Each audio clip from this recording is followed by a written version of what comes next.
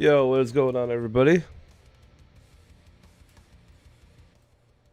Alright, let me just get... And we are good. Alright, welcome, everyone. Welcome to another live stream.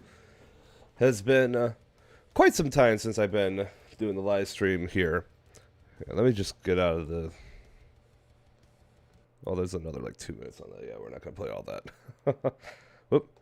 My bad. Alright, so welcome. Welcome to another live stream, everyone. I realize it has been way too long since I've been streaming here. I've been kind of caught up with work and whatnot. So, yeah, been a while, but I got a couple days off here, and then I get to go into a whole string of fuck you work. So, I am very much looking forward to that. But I am going to deliver on what I promised here. We are going to do some good old-fashioned high rounds here on Blood of the Dead, because honestly I think this is one of the easiest high round attempts that you can do for Blood, or for high rounds.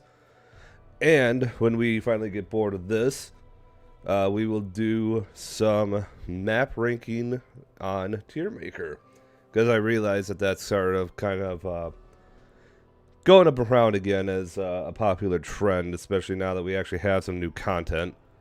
And yeah, gonna just give my straight up opinion on that. And those will be both subjective and objective. So the first, I'll be basically doing it in 2 different rankings. The first one will be essentially just, you know, taking care of like the maps that I think are the best, and then we'll do one where of what I think are actually the good maps, because those are 2 different things for me. So, but in the meantime, let's get into some gameplay here. Let's see, what am I looking for? Oh, it's been a long time since I've done some Blood of the Dead here.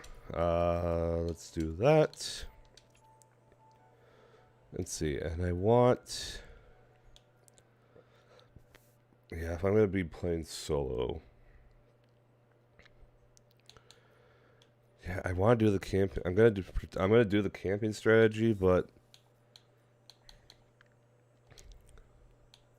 yeah, I think this is gonna be it. Yeah, I think this is yeah, and really the funny thing is, at least for me anyway, high round strategy, unless you want to be super OP. This is pretty much all you need for a high round strategy. And you don't even really need these 2 things. You can kind of just roll with whatever. But I like to get it set up earlier than not. So let's do that. And then I'm just going to do that while the cutscene is playing right now, because I don't want a copyright strike. Because, yeah, they're jerks like that. And that was actually a really good load time there. So... let's go back into it. Anyone that is new here and anyone that's watching, be sure, if you haven't already, make sure you hit the subscribe button. Comment what I should do next, and leave a like and all the fun YouTube things.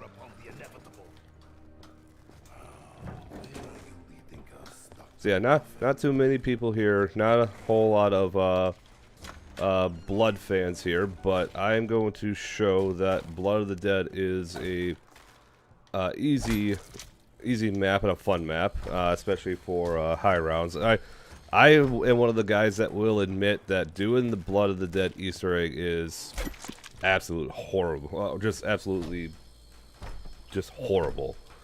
The Blood of the Dead Easter egg is one of the most complicated Easter eggs by far, without a doubt. And I will not question anyone about that. But it's high rounds. Truthfully, some of the easiest high rounds, as long as you know what you're doing. And it's not really not even that difficult if you think about it for high rounds. But basically, you can pretty much get mostly sorted out by round 1, because they give you so many opportunities to get points and stuff. And if you know what you're doing, you can pretty much get like a good chunk of everything figured out by round 1. But you kind of have to play this very carefully. So what I'm going to do here is I'm going to grab some zombies.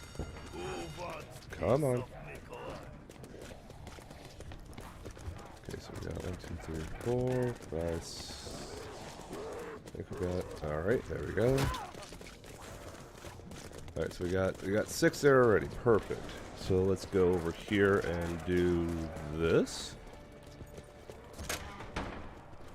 Yeah, really the only thing you need to have on round 1 is extra credit, because like I said, doing this with these zombies is a hell of a lot easier than doing them with like on higher rounds, because you can pretty much maximize all your points and, you know, everything with the catwalk zombies. So I definitely recommend doing that.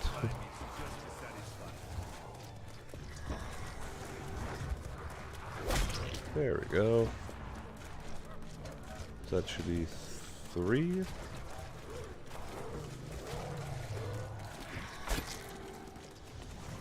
Yeah, like I said, you can maximize as many points as you can with doing with the catwalk zombies, because then that way you don't have to continuously flip rounds and whatnot.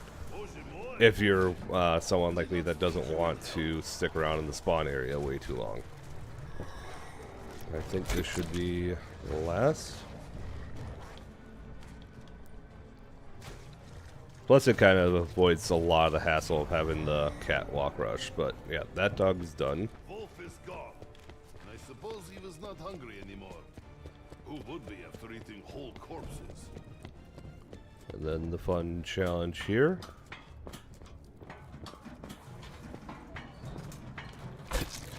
And honestly, with the striped knife, you can pretty much get where you want to be at with this. So the only thing you have to make sure you don't do not kill the last walker.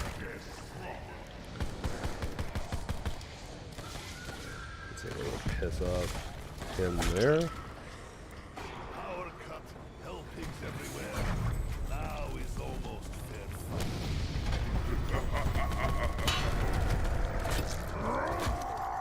Okay, now I just want to. I really just need to make sure that the dogs aren't coming, but no, it appeared to be good. Can I take? Thank you. That is improvement. Yeah, like I said, I just basically need to make sure I'm not killing the last walker. Because honestly, you could die. Oop. Dogs, you can do whatever you want with them, but there's that. You are the walker.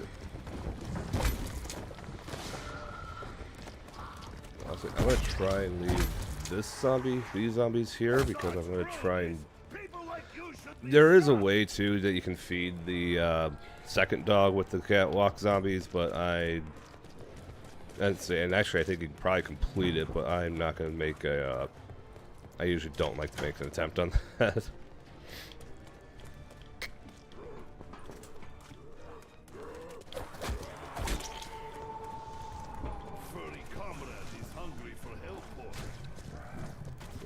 Should be good here. There we go. And that ends the catwalk rush. And it gets you a couple dogs filled up on there. So, yeah, all in all, pretty easy to get mostly set up here. And then it's really not really much to do here in terms of you can pretty much build your shield right off the bat. Let's see, because we already got 2 of the parts. We just need to grab the door. And thankfully on solo at least, you don't have to worry too much about expensive door prices. At least for everything, because I think normally that door would be like $12.50 or something, but in here it's $1,000. Nope, that ain't it. There's your door. Now maybe it'll keep helping out. Or at least stop them from tearing Nikolai apart. We wait and see. Alright, so we got that. And the power is right there. I do not like the 2-power stuff. I understand it for the story and whatnot, but yeah, I won't lie, the 2-power thing is kind of annoying.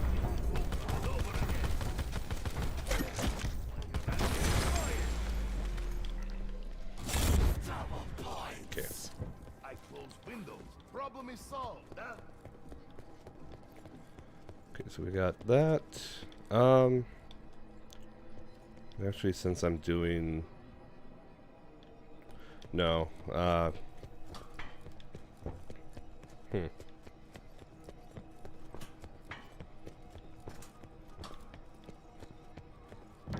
Okay, hang on. I'm gonna try something different here. Well, not different, but something different.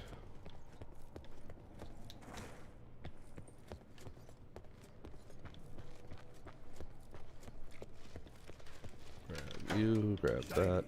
I take. It's mine now.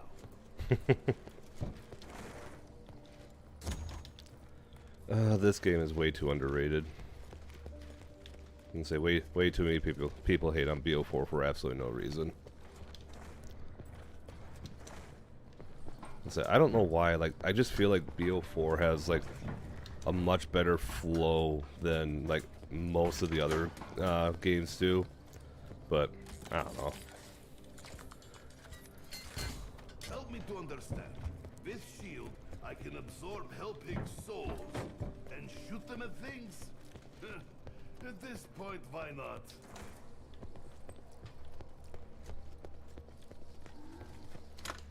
I must possess it. Whatever it may be.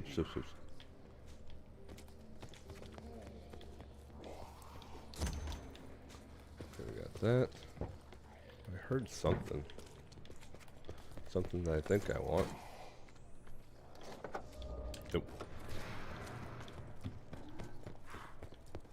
I might have been hearing something else. No one escapes alive.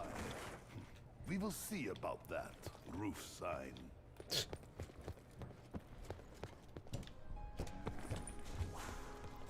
Let's see if I can find... I wonder... Could I? Well, let's see if there's any shield charges. I don't think there is. Nope.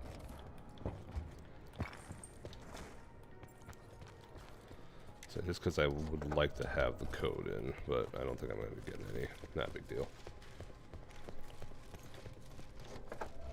926.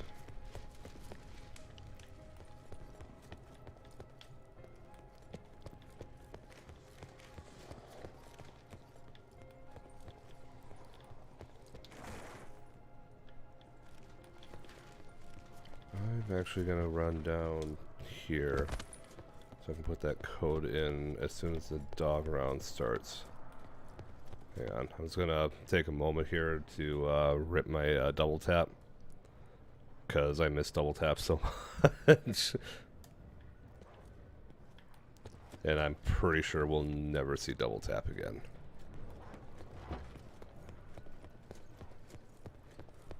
Man, it's such bullshit that they don't bring back double tap. I don't understand their absolute like hatred of double tap. Of course, everyone complains, "Oh, give me jug, give me jug. I want speed color." But since they our boy double tap, never to be seen again.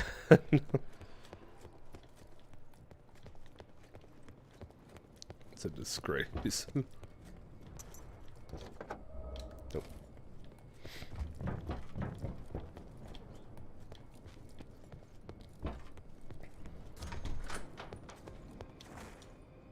Probably should have just waited and open the other door, but I'm going to open up this door.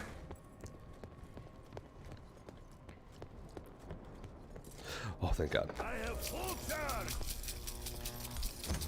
Okay, that's actually huge. Okay, I can actually do more things now.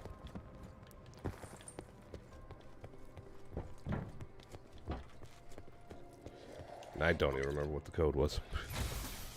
I know this flavor. That put me... Mustard gas.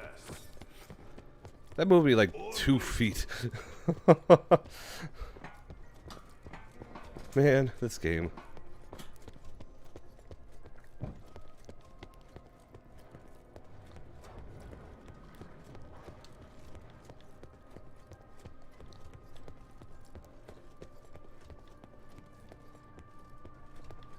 Okay, I'm actually going to do 2 things here. I know it's going to be weird because I normally don't do this on round 1, but I think I am going to put the start with Pack-a-Punch, because right now really Pack-a-Punch isn't going to be the big thing I need, so I don't really care too much about the whole it moving around bit. But I think having if I can get those points, just maximize everything on round 1 here. I think this might actually be the most I ever maximize on round 1, so I'm not actually pretty happy about that. Plus how often you get to see I killed 3 wardens in round 1.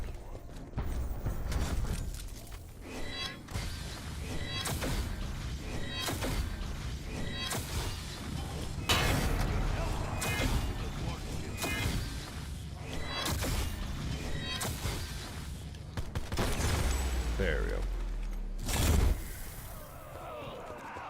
See, and we get our points back anyway.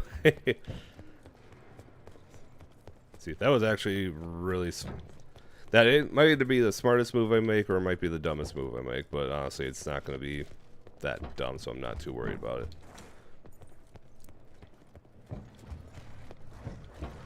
Okay, and then let's go grab this code here.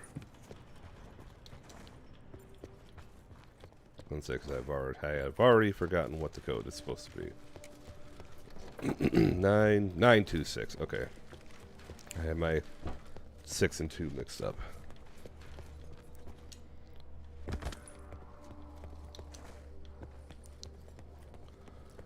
Nine, 2, 6.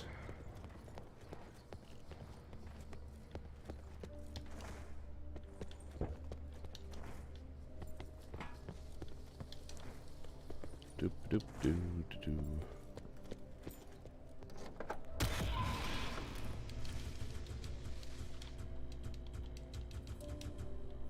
There we go.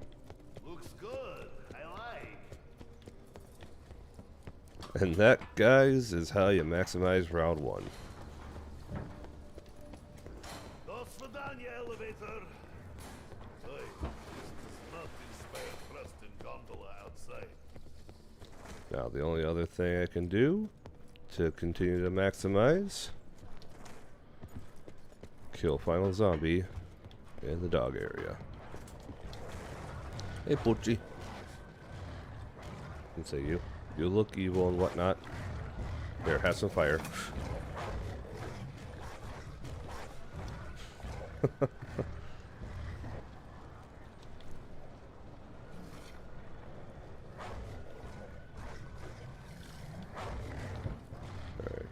So the unfortunate part about round 1 is you have to wait for this slow ass zombie to make his happy way over here, and you don't really know where he is. maybe we should add death perception. See, or maybe I could put this stripe in my mouth and blow the brains out.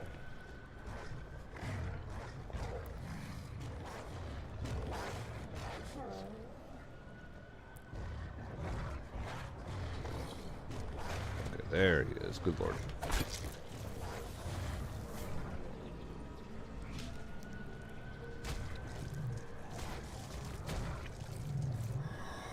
Perfect.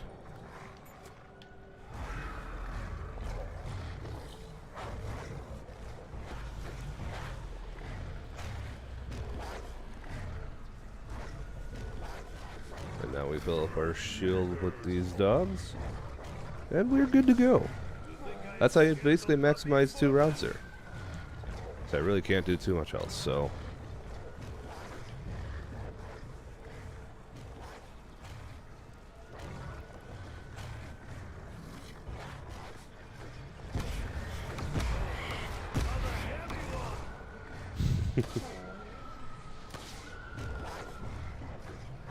Come on, dogs, my Poochie is hungry. Wait, that came out wrong.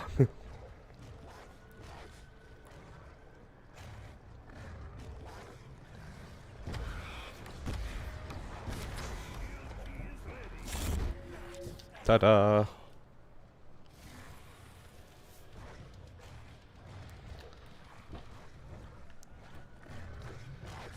Here, have a snack.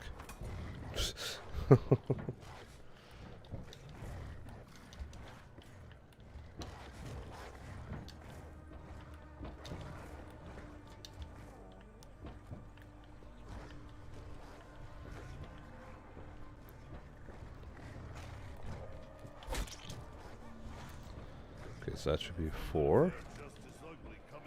Ow! Ooh, shit.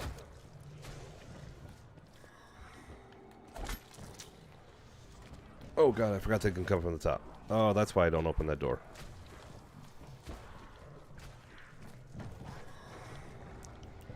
Oh, I am stupid some days. Yep, they just fall from the ceiling. Alright, then let's do this. Maximize points. Okay, and I think that should be... Oh, they don't allow that one anymore? Okay, whatever. I thought they did. My bad. They used to... Oh, God. Okay, so that dog's done. There used to be a glitch a while ago, and I think it's still the case, but I'm not sure. I guess my theory was kind of proven incorrect there. That if you do your specialist thing there, that one of the zombies that explodes would go into the thing, but I don't know if that's the case anymore. I don't know anymore.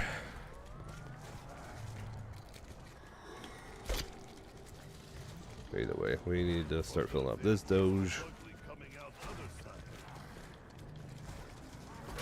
Ouch.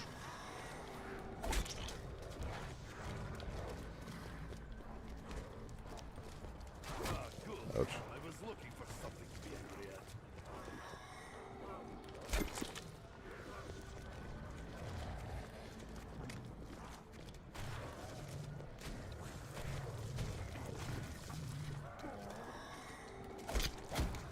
Hey, back off my shield.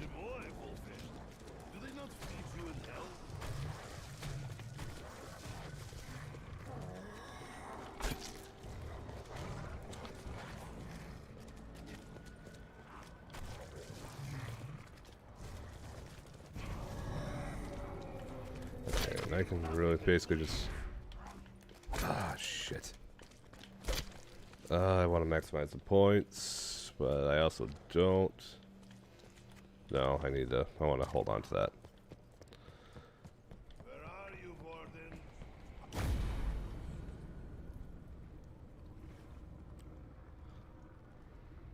Rip, Wraithfire. Give to Nikolai. What do I do with little hatchet? Okay. I don't really think I need to shield bash too many other things. What I basically need to do now is just... Yeah, I don't really need to do too much shield power or anything. Because Pack Punch is activated. I got the code already. I'm not doing the Easter egg today either. I'm just doing high rounds because I don't really feel like memorizing a whole lot right now. My brain is already kind of not fried. Oh, yeah, let's say fried. let's go with fried. Okay, we got that one.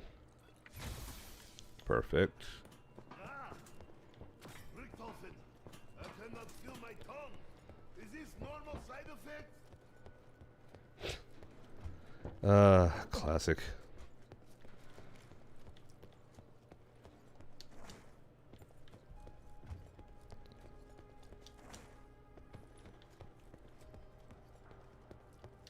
Getting the back punches moved already because reasons. Okay, there's 2. Oh, I should have grabbed the one in the toilet. Just get that taken care of. Yeah, whatever.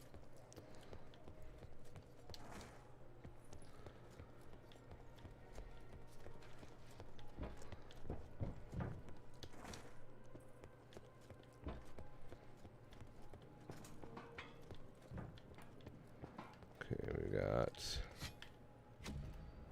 3.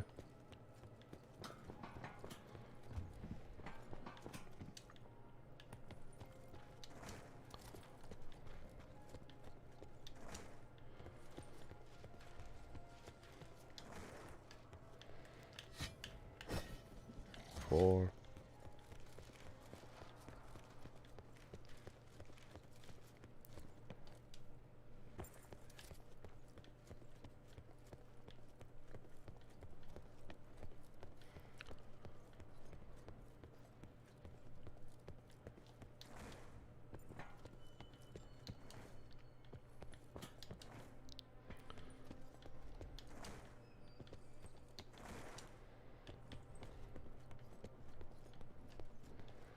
Yeah, the one thing that is also kind of annoying about this map, all the running. If there were at least a couple better shortcuts, then I would say this map would be a lot more appreciated, but in the meantime, To swim for it.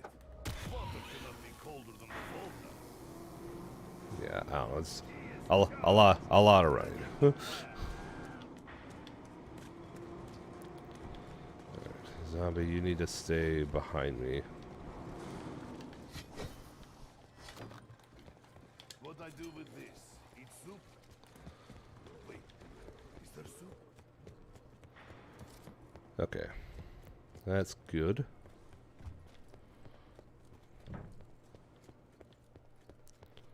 And I got everything for... Sorry, trying to do math on my head. The shield charges. And I know I can probably go or do something else with a shield charge. I really don't think there is anything.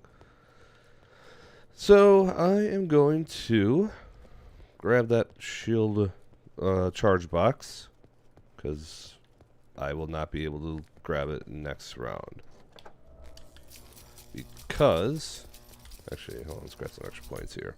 No sweats. I make barriers faster than caffeinated beaver.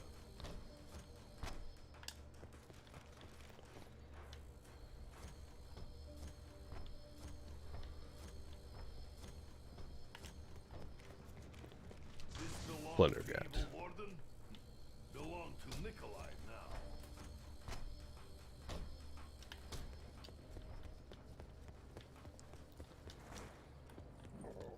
And this is all still all part of the easy high round strat. Get your magma gat, and you are pretty much set. Where are you? Oh, you're breaking in there. Okay.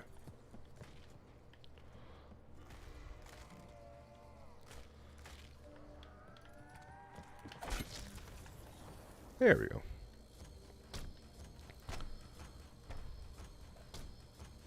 Let's say grab some points, and we'll be on our way.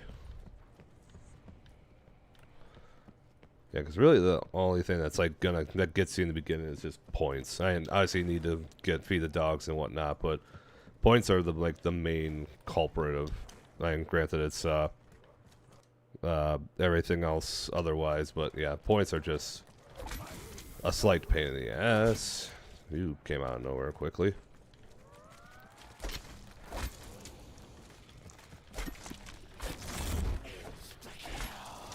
For next trick, I become Soviet death mower.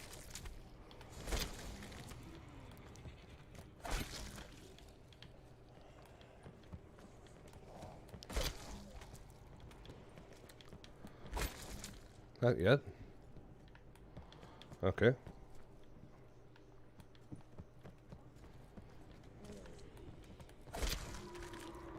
Still not enough. Okay, there we go.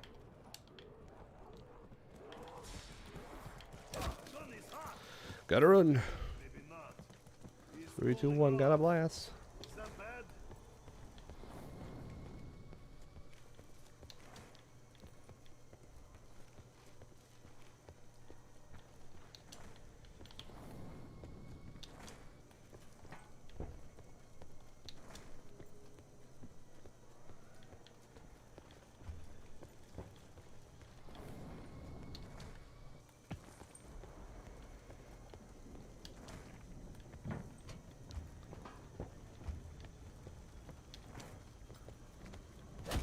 Excuse me. Trying to do things.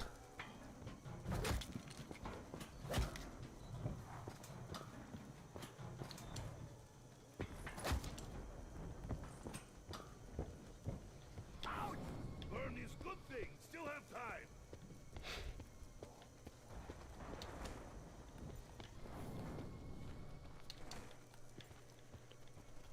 There we go. That was the right thing.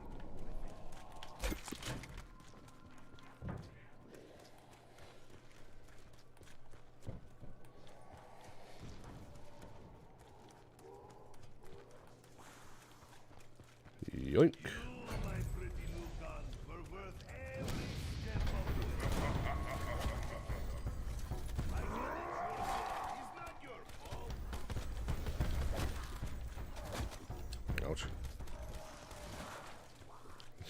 Warn you, little bitch.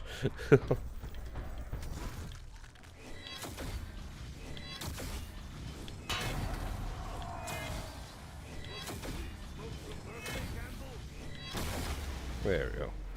Ooh, thank you.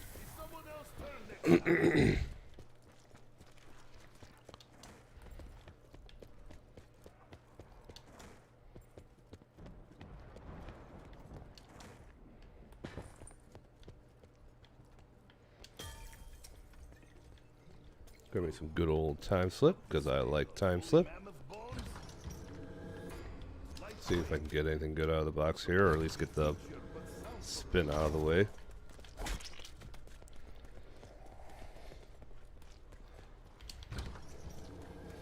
Damn. I'd rather have the vapor. Wait, should I be hallucinating? Bonus.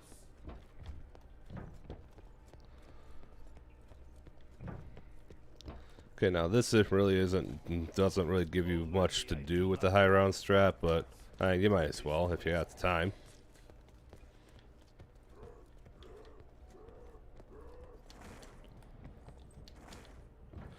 Oh yeah, now I remember why I keep the thing alive.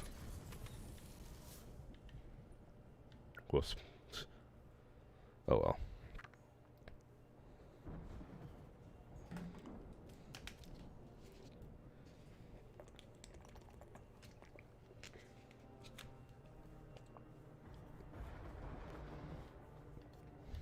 Okay. Excuse me. So you over there die, you over there die. Okay, I know I should save ammo, but I can't help myself. Grab my points. What is this thing? What you want from Nikolai?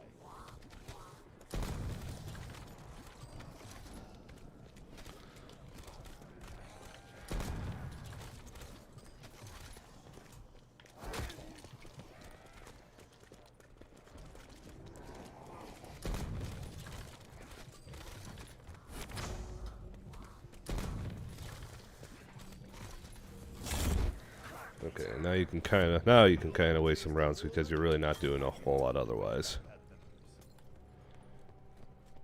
Let's say other than filling a bathtub.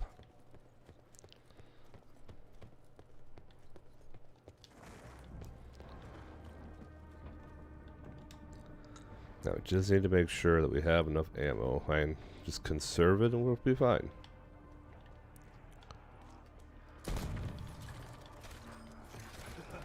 So much blood. I know I should not laugh, but he just... Oof.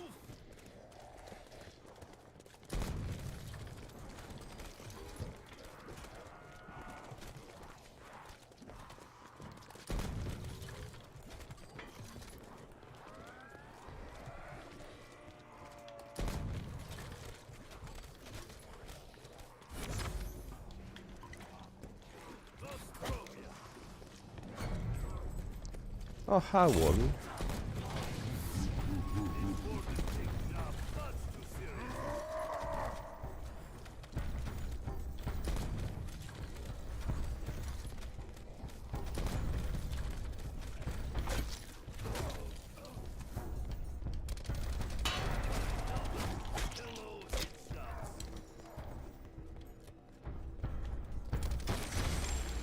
There we go.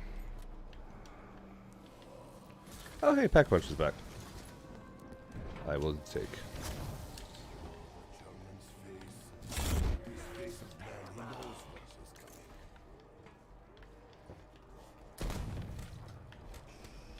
Save your fury, my dear underwear. There are many more hell pigs for you to mutilate.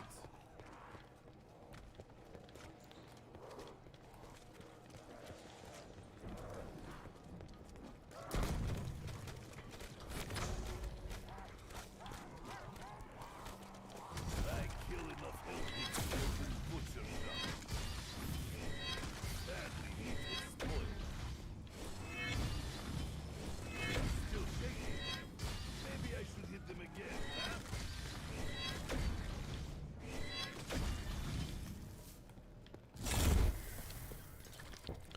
That one I just want to level on my specialist. Plus, we're done.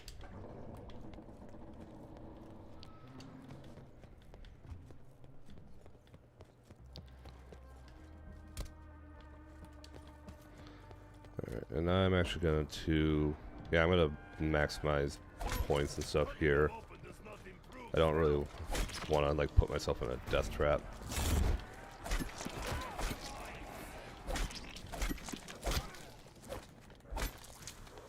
God, I love this gun.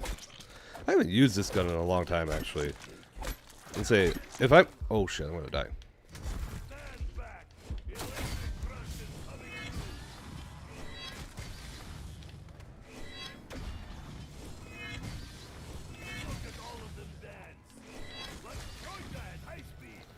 Okay.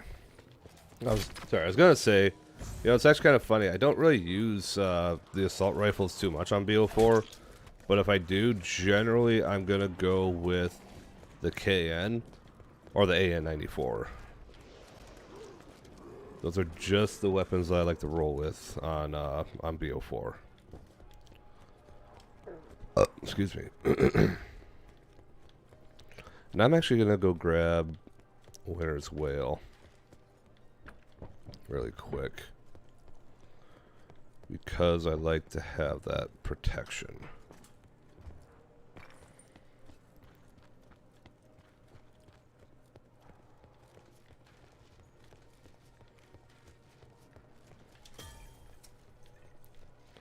I'm not going to grab Dying Wish yet. I don't really need it. I need to move the box so I can get the shield upgrade. And potentially get the Mark II. You don't really need... Actually, it's kind of funny with this. You don't really need a secondary weapon. You don't even really need the shield upgrade, but I just like to get all the stuff just because I'm... If I can, I will.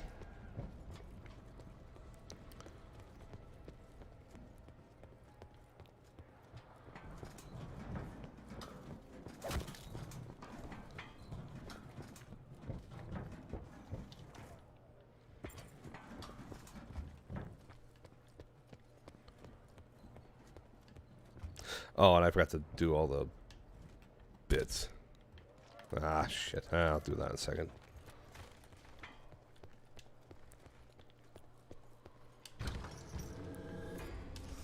Don't want that.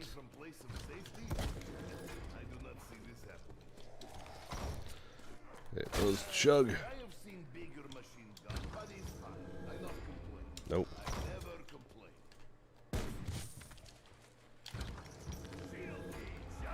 Gross.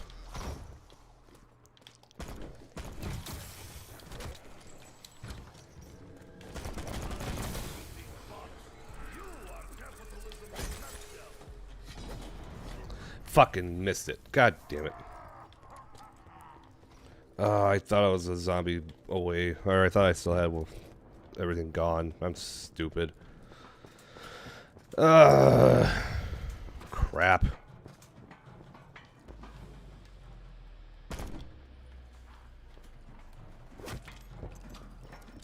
Well, at least I can get this.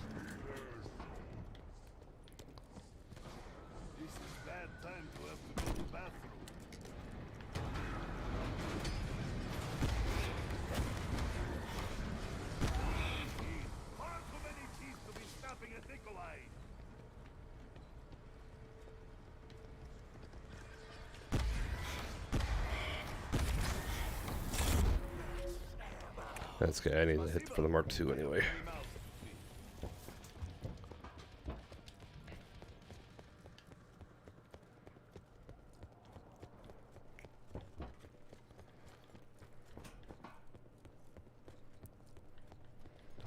This fucking Mozu.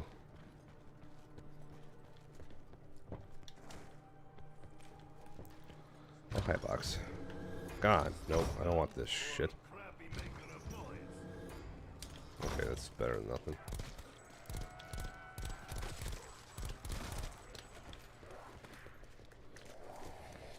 What am I doing?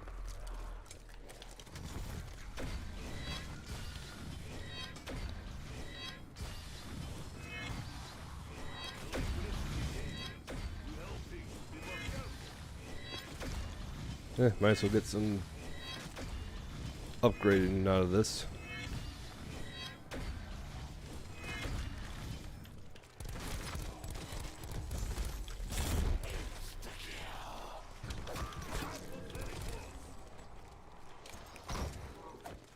I don't think did I even...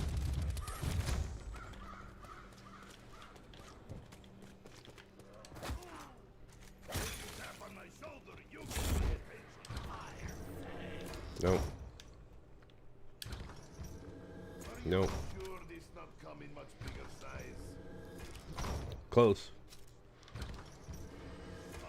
Ah, if I... in another world. Oh, come on. Again, if I would have actually brought PhD instead of Dying Wish. Oh, that'll work.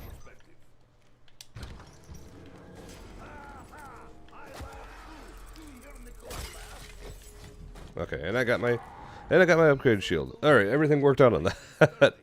I didn't even need to bring fire cells. So now we can begin the actually I don't need to begin it quite yet.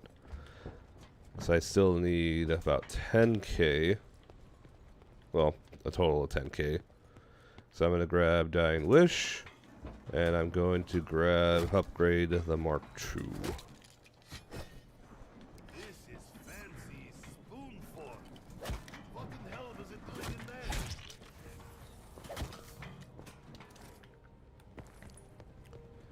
But now that we pretty much are set up, there are a couple different camping areas that you can go to as long as you don't open up the doors. Now, the one that I would normally go to would be down there by the where Jug used to be, where Cola's at. That's like the normal camping area.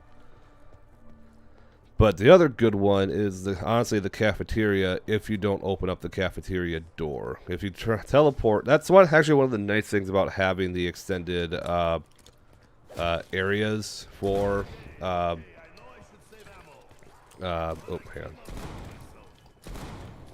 That's about nice thing about having one of the extended areas for the in Blood of the Dead is you can pretty much make the cafeteria a camping and a training area. Whereas in Mob, you can only make it a training area. Otherwise, like this is like the main camping area. You don't really want to stray too far away from that. As long as you don't open up that door.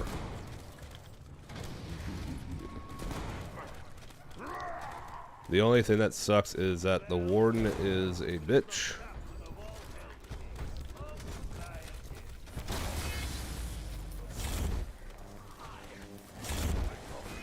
But not that big of a deal if you pretty much can one-shot him with all that.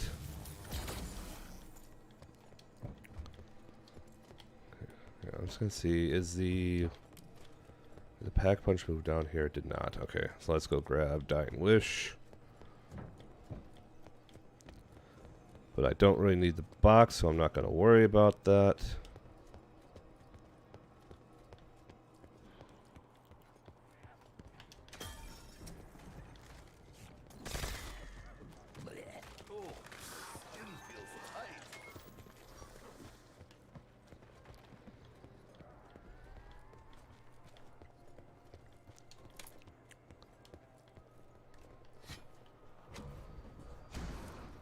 Ouch.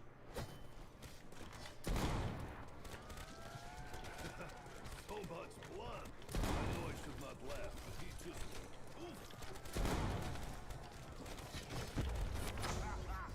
So skinny, so weak.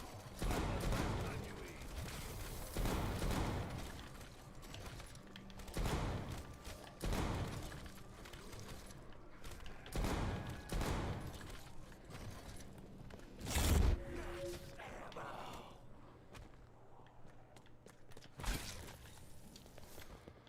There we go. See, easy.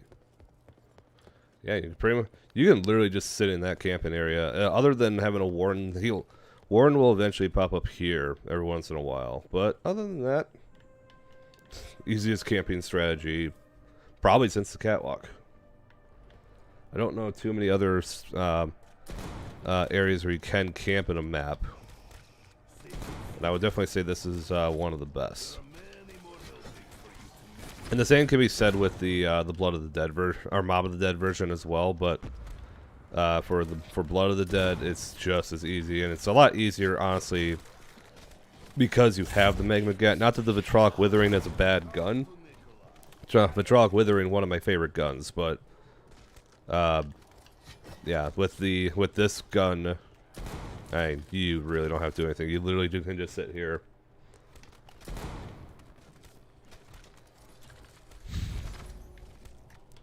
And that's it. Plus you have the specialists, so you don't have to worry too much about that.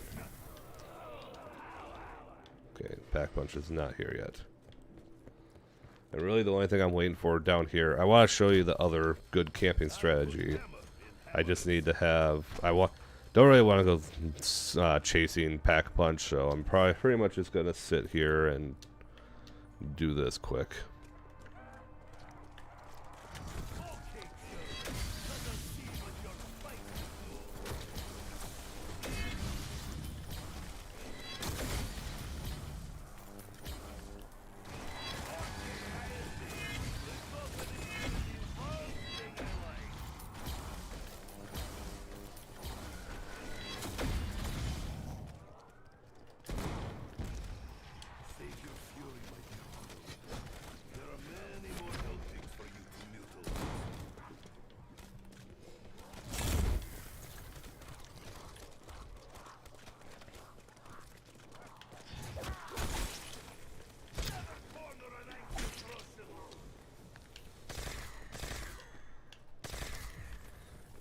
Makes it even easier.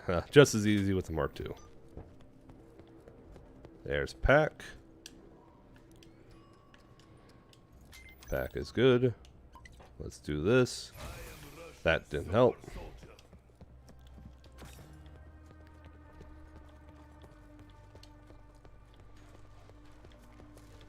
Oop.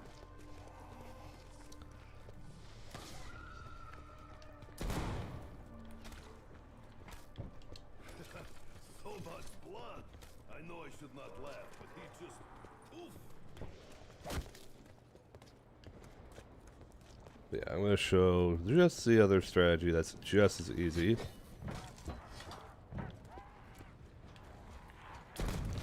And trust me, it does not involve being on this cow. Okay.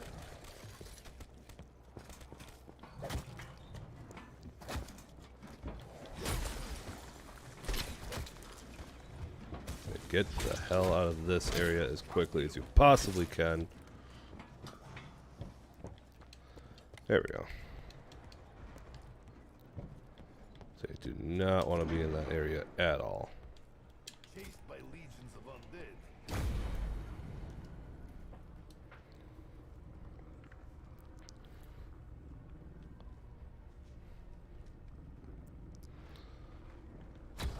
Alright, but yeah, the other camping strategy, don't open that door, don't open that door, and they just pour out from these sides. You're golden, pony boy.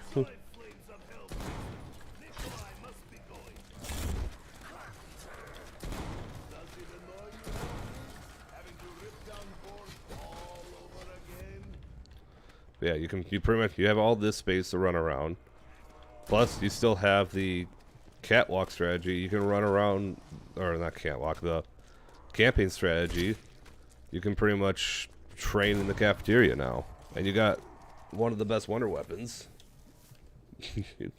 You can sit here all day. Incredibly easy. Cheers.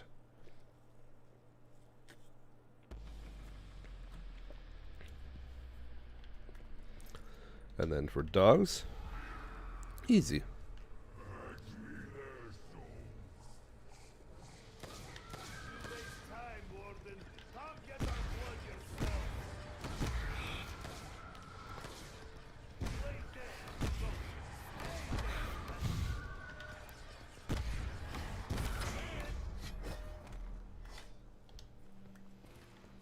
Super easy.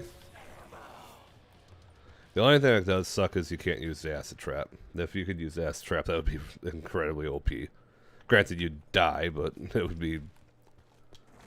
be fun at least.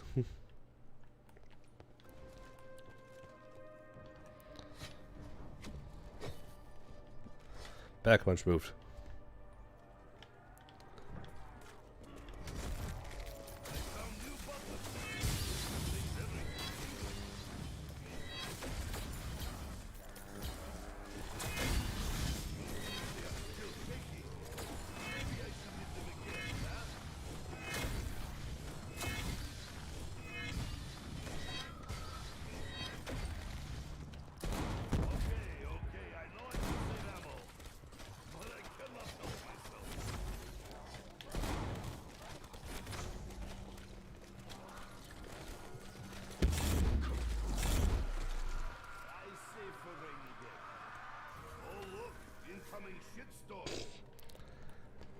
Just that easy.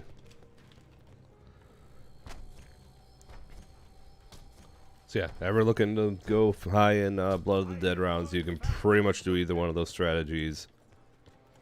Not too terrible. Like I said, does it make a little more sense to try and burn rounds in the beginning so you can get to a higher level? You can, depending on your skill level, but if you can want to just get through that as quickly as possible, or as easily as possible, that is the high round strategy.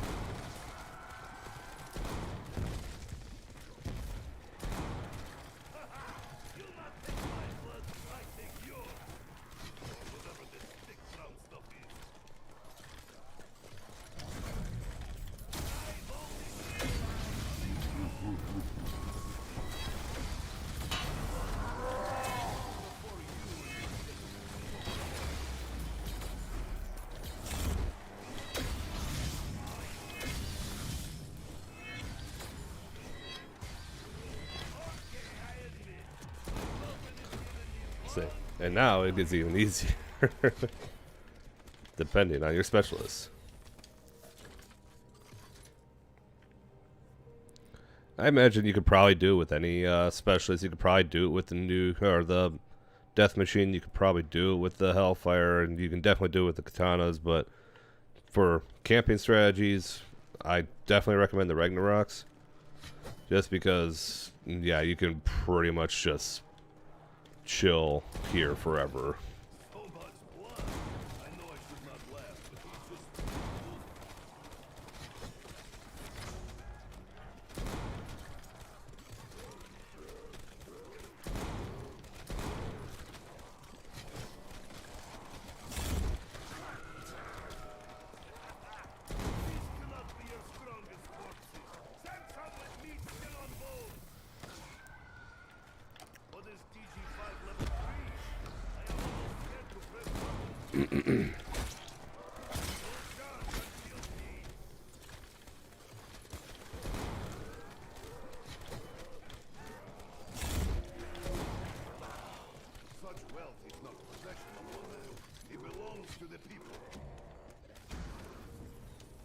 Ta-da.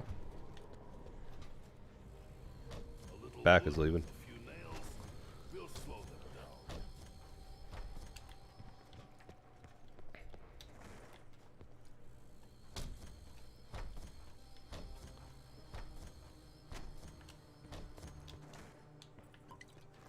I'm gonna activate that just because I can.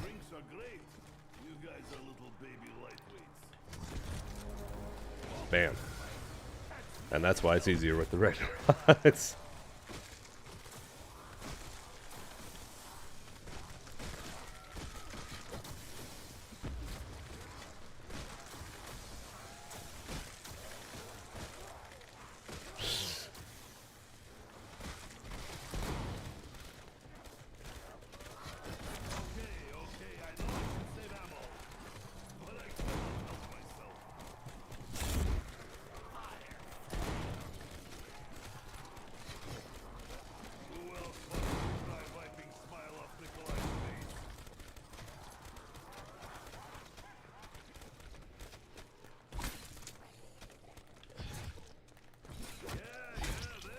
Ta-da.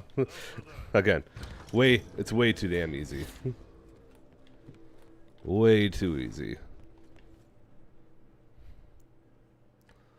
So you don't have to worry about a thing with that.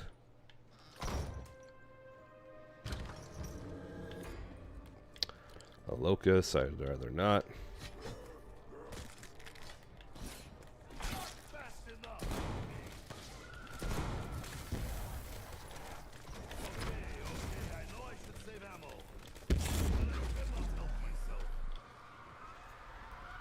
I really wish I hadn't used the Ragnarok there.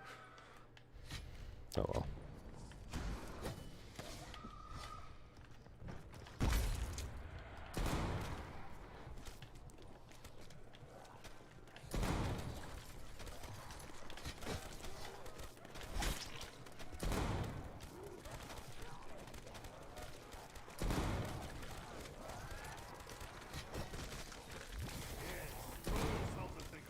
Hold on to that for a second.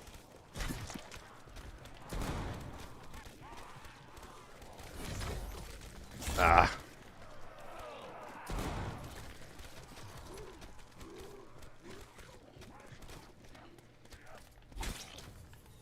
Oh well. Easy.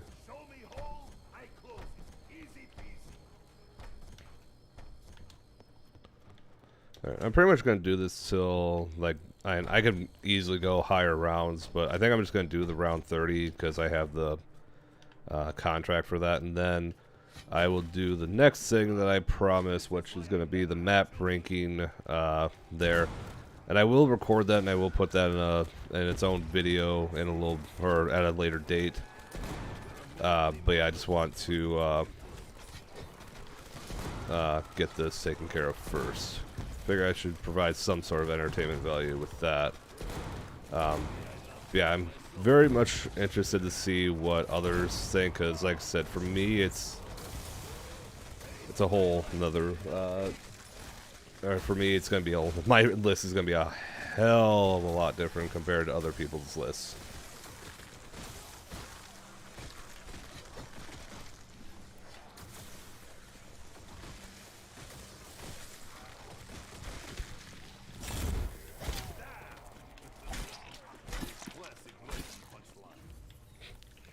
Also makes life a lot easier when you have the golden spork.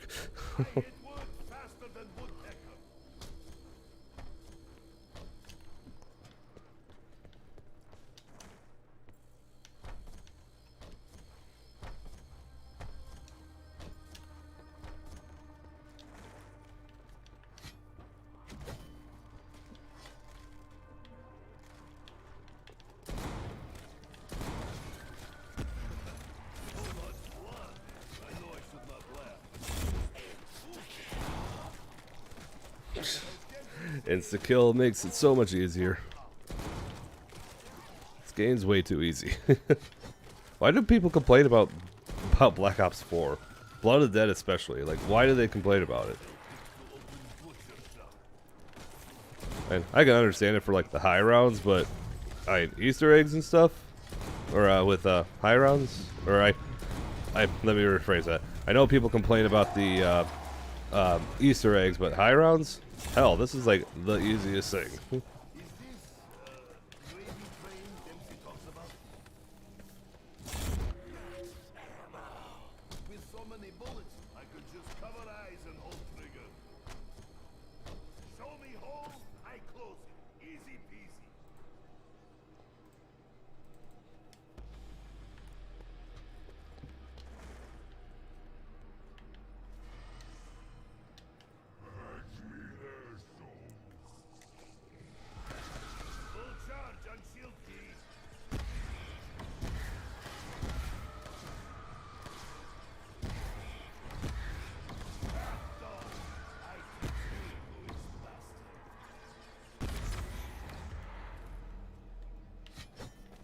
There we go.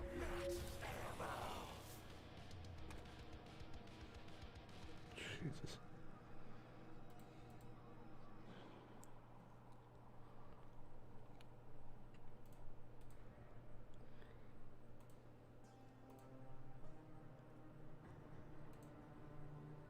Hang on 1 second.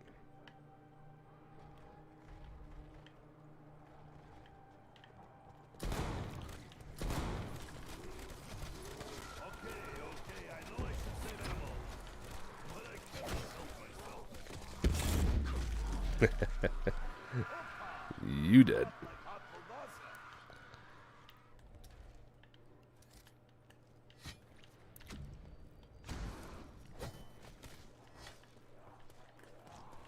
Now I thank you. I plant spikes in your eyes.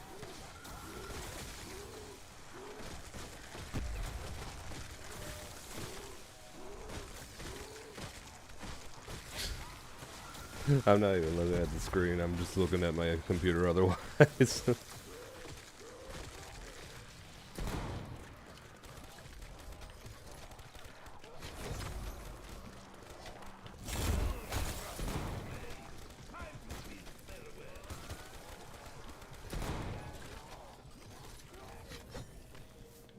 Damn it, I didn't even need to fire that other shot. Oh well.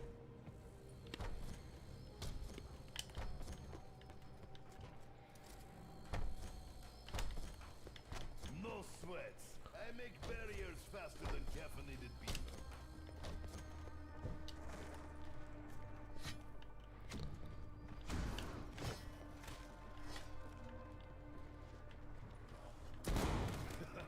So much blood.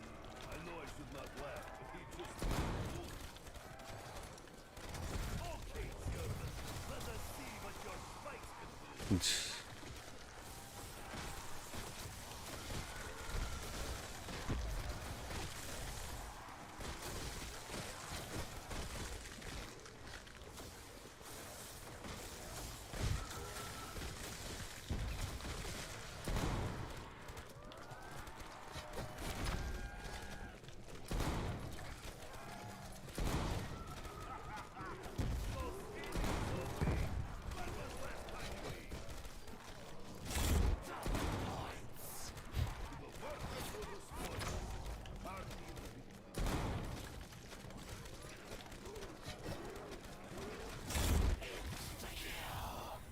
Seems so angry.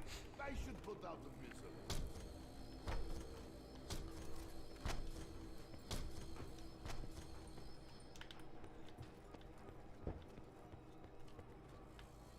I put hammer in hammer and sickle.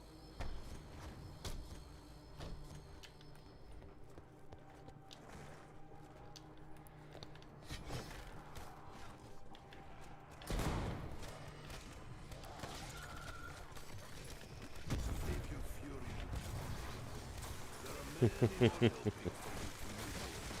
Oh god, this is way too easy. Make a yawn.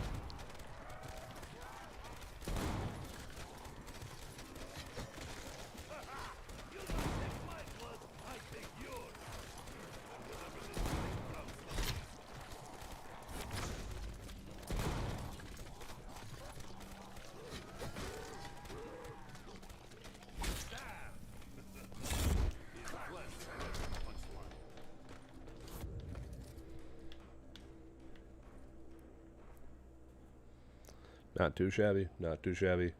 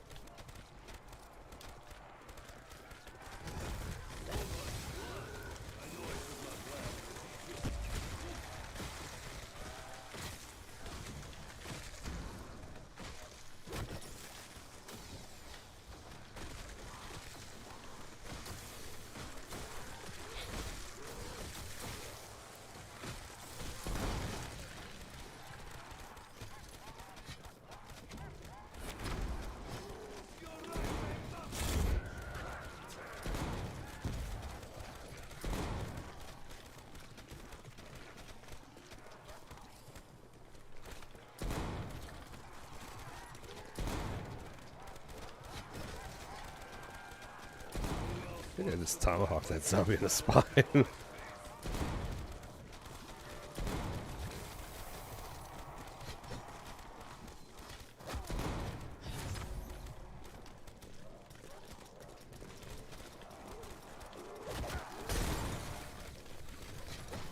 Toby.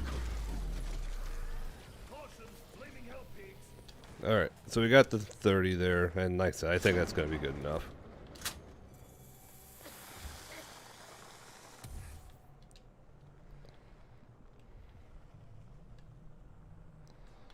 Take me. Oh, I forgot I did get the ray gun, didn't I?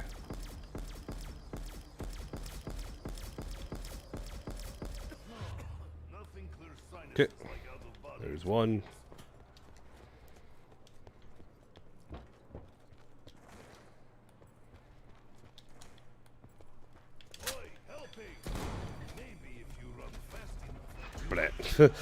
There's two. And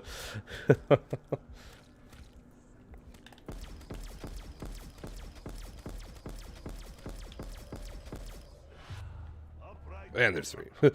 There we go. And that, ladies and gents, is the easiest way to get to high rounds on Blood of the Dead. Again, you can kind of go either different strategies with it, but that's pretty much the route that I take. Again, not too difficult. I would definitely recommend. You definitely need the Magma Gat. That I can tell you for sure.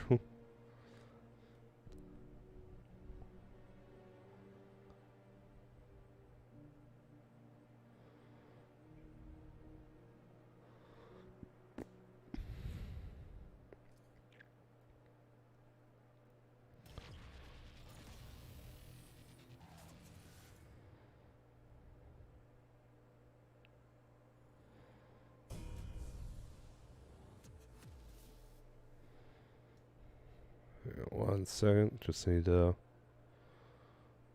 check some things here.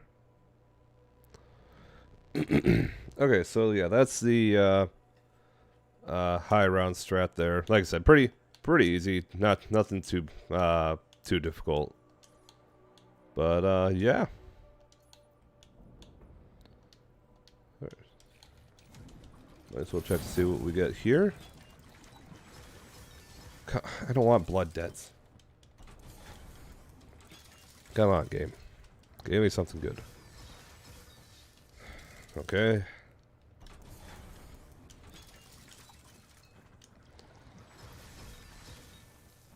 Okay, well, whatever. Not a big deal. Okay. So, yeah, that's pretty much all I got with that. Now, if I will get set up here because I am going to do some. Throw some. Look at my little monkey. Look how cute he is. And grab that too. Yeah, I am going to do a tier making list. As promised, I will wish there were people here, but whatever, it is what it is. Let me just check a couple other things here.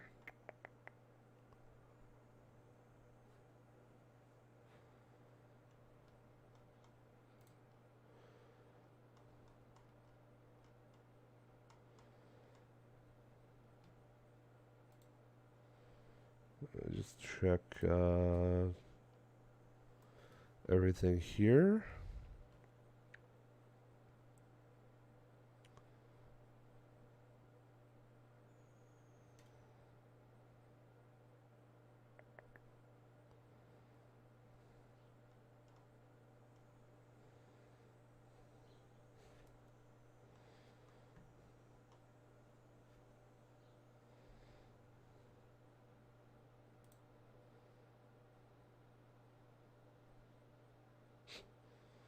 Sorry, just looking at some other weird stuff here.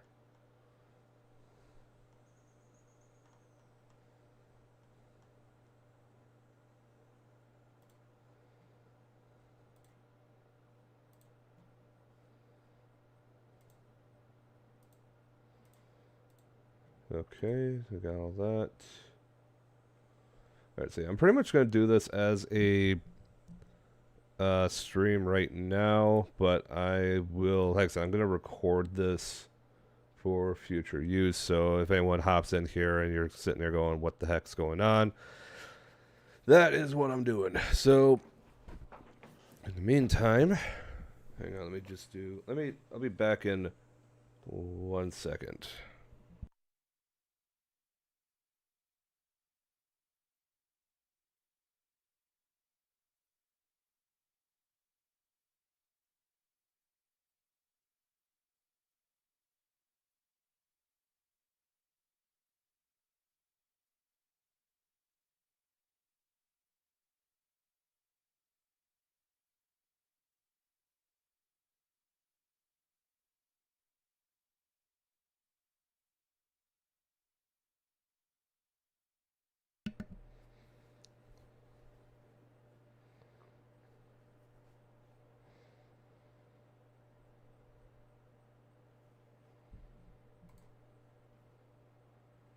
Okay. Alright, I'm back. Sorry about that. I just want to do a couple things here. Because like I said, I am going to record this for future reference. So I'm going to put my webcam here for now. I don't need to do anything else with that. What is all this?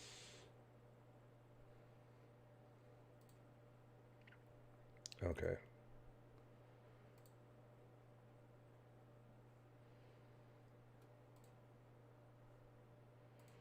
We'll keep that there for a second. Okay. So we got all that. I kind of want to do the same thing here. Again, if you haven't subscribed yet, subscribe if you're new. That would be great. Would very much appreciate that.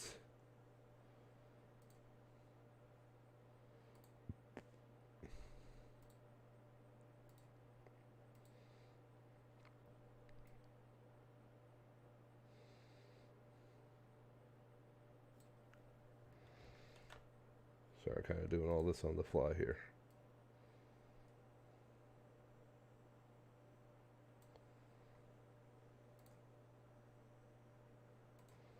Okay. All right. So we got all that here, and basically all we need to do is get her going there. So, thanks to anyone that is currently watching, we are going to be doing the live reacting or live ranking Call of Duty zombie maps. But in the meantime, like I said, this will be for a future video. So let's just assume that I'm doing this as a video and start it off with a 3, 2, 1. What's going on, everyone? This is B-RAD the Man, and today we are going to be starting off with a map ranking video that's starting to trend again. And I figure I might as well put my 2 cents into here because I have a few opinions and I know this is going to be a pretty controversial map. So, controversial map. This is going to be a pretty controversial ranking here. So, yeah, let's see what happens here. So, we got the same. like I said, this has kind of been trending since Noah J made his ranking video, and it's only evolved from there. A lot of flack on that video, so and it's kind of just evolved. Like I said, it's just evolved, and it's just a whole mess. But I found the ranking tier maker list that he had. So we have the near perfect, the great, the good, the average, the lackluster, the bad, and the painful. Normally, I would probably just do S through D and then F, but I think I'm going to make an attempt to do this one. So, I don't know. It's going to be interesting to see what happens here.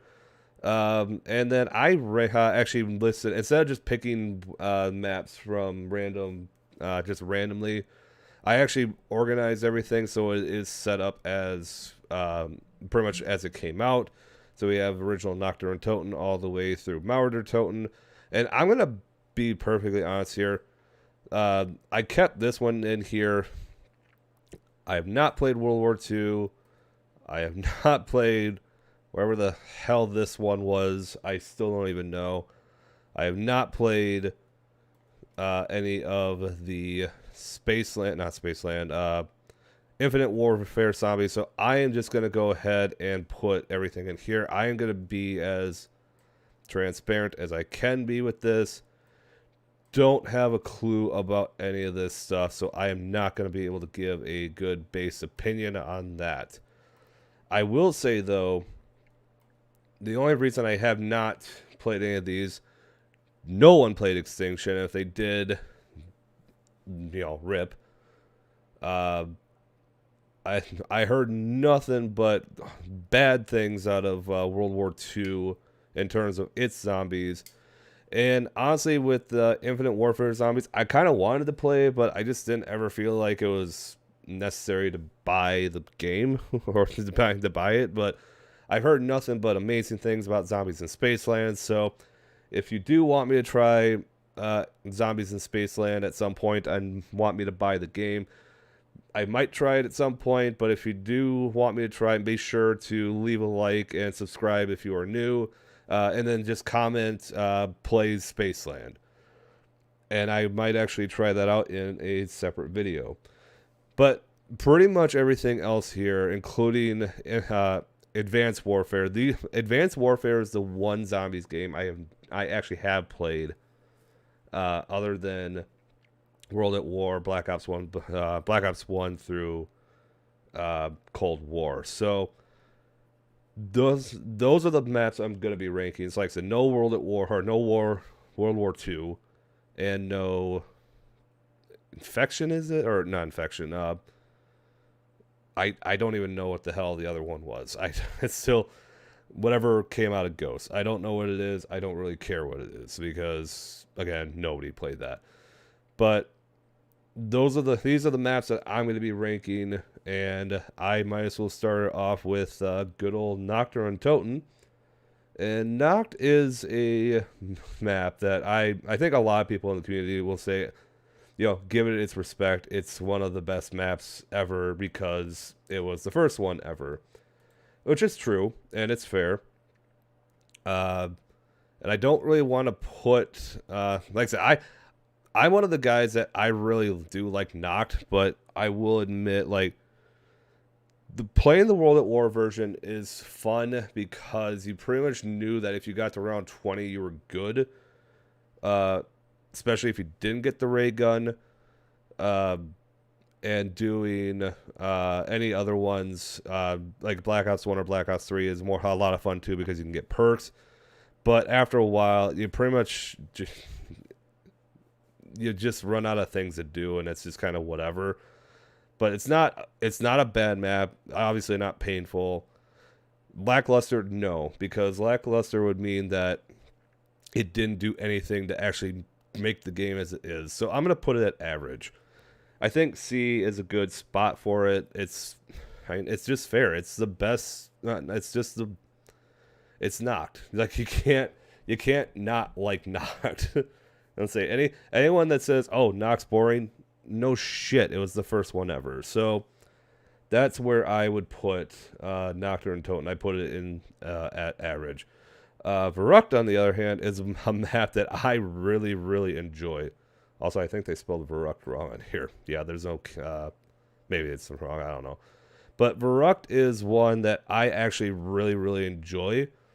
And if I could be perfectly honest, and I'm just kind of looking at what I have for my rankings here, like, because I kind of listed everything out just so I can give myself a better shot here. I almost have Verrucht in my top 10. Verrucht is such a fun experience with the just eeriness, the spookiness, the everything about it. And it's so simple, but it's really like any of the versions of Verrucht are really, really good. And I think Verrucht belongs in the good category. Does that mean that I think objectively it is what is in the B tier? I guess it depends on how you look at it. But as far as I'm concerned, Verrucht is... that's where it should be. Like that. If you ask me to right now to play any map, and you tell me, "Hey, let's go play Verrucht," I'd say, "Yeah, I would much rather play Verrucht over Nocturne Toten any day of the week." That's just kind of my, my opinion on that.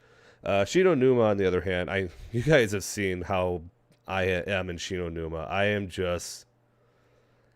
not a fan of this map. Like I am not a fan of this map at all.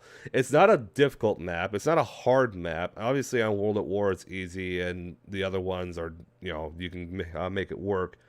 But for some reason, like, Shino Numa just does not inspire me, like, to want to play, at all. Like, if anyone asks me, hey, play Shino Numa, no, I'm good. I'd much rather play a lot of other maps above Shino Numa. Like, again, not a bad map. I just don't like it. But like I said, I'm not going to put it in the bad category. I'm just going to put it lackluster.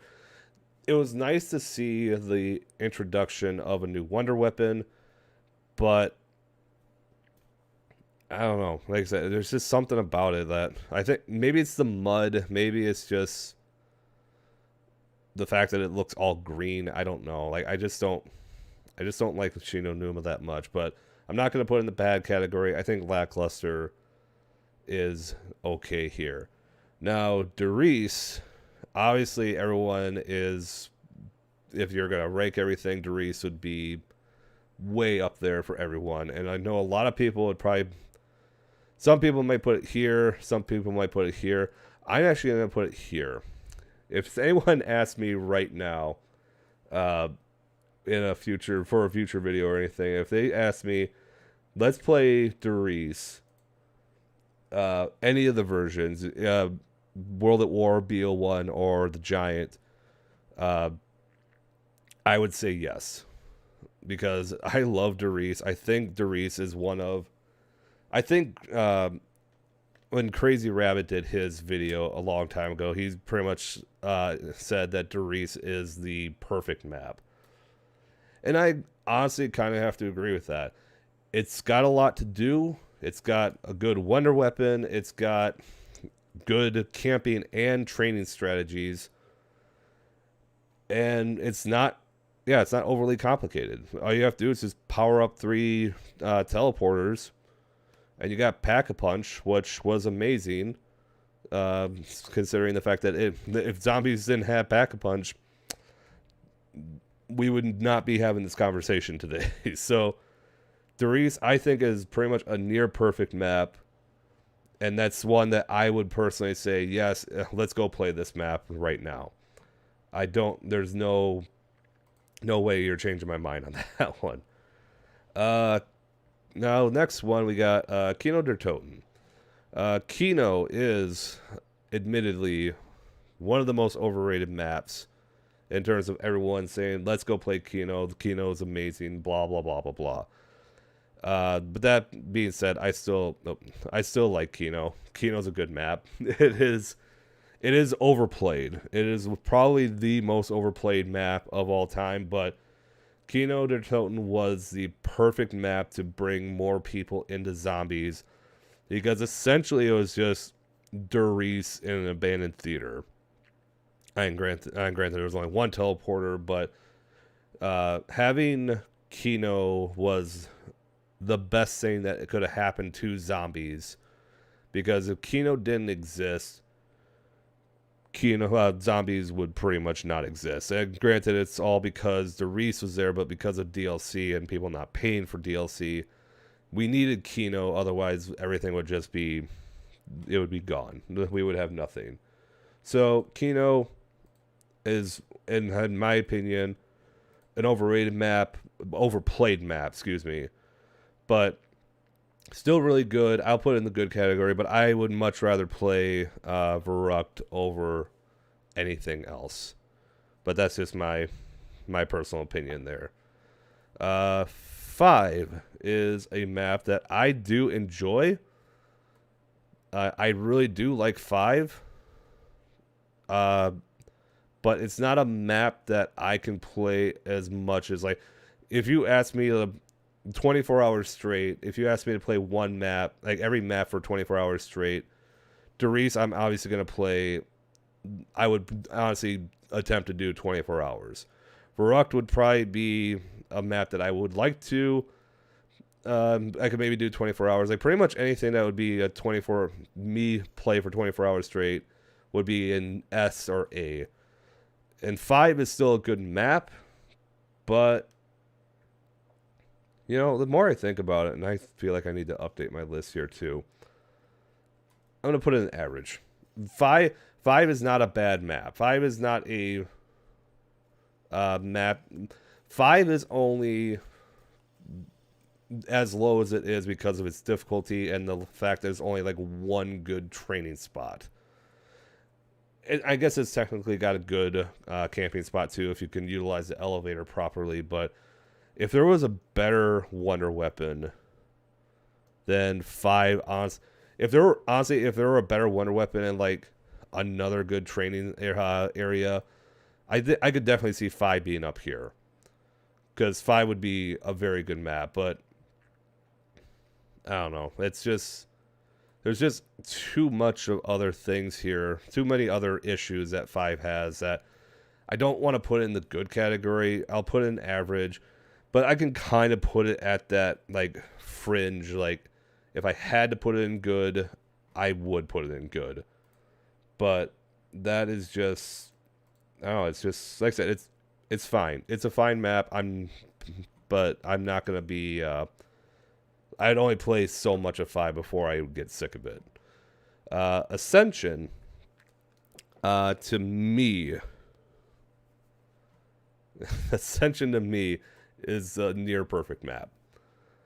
Now, that again, these are maps that I'm gonna play a lot, and again, I will be making a different list here in a little bit. But to me, Ascension is just one of the coolest maps in terms of its size. It's not overly complicated, and the Thunder Gun is amazing.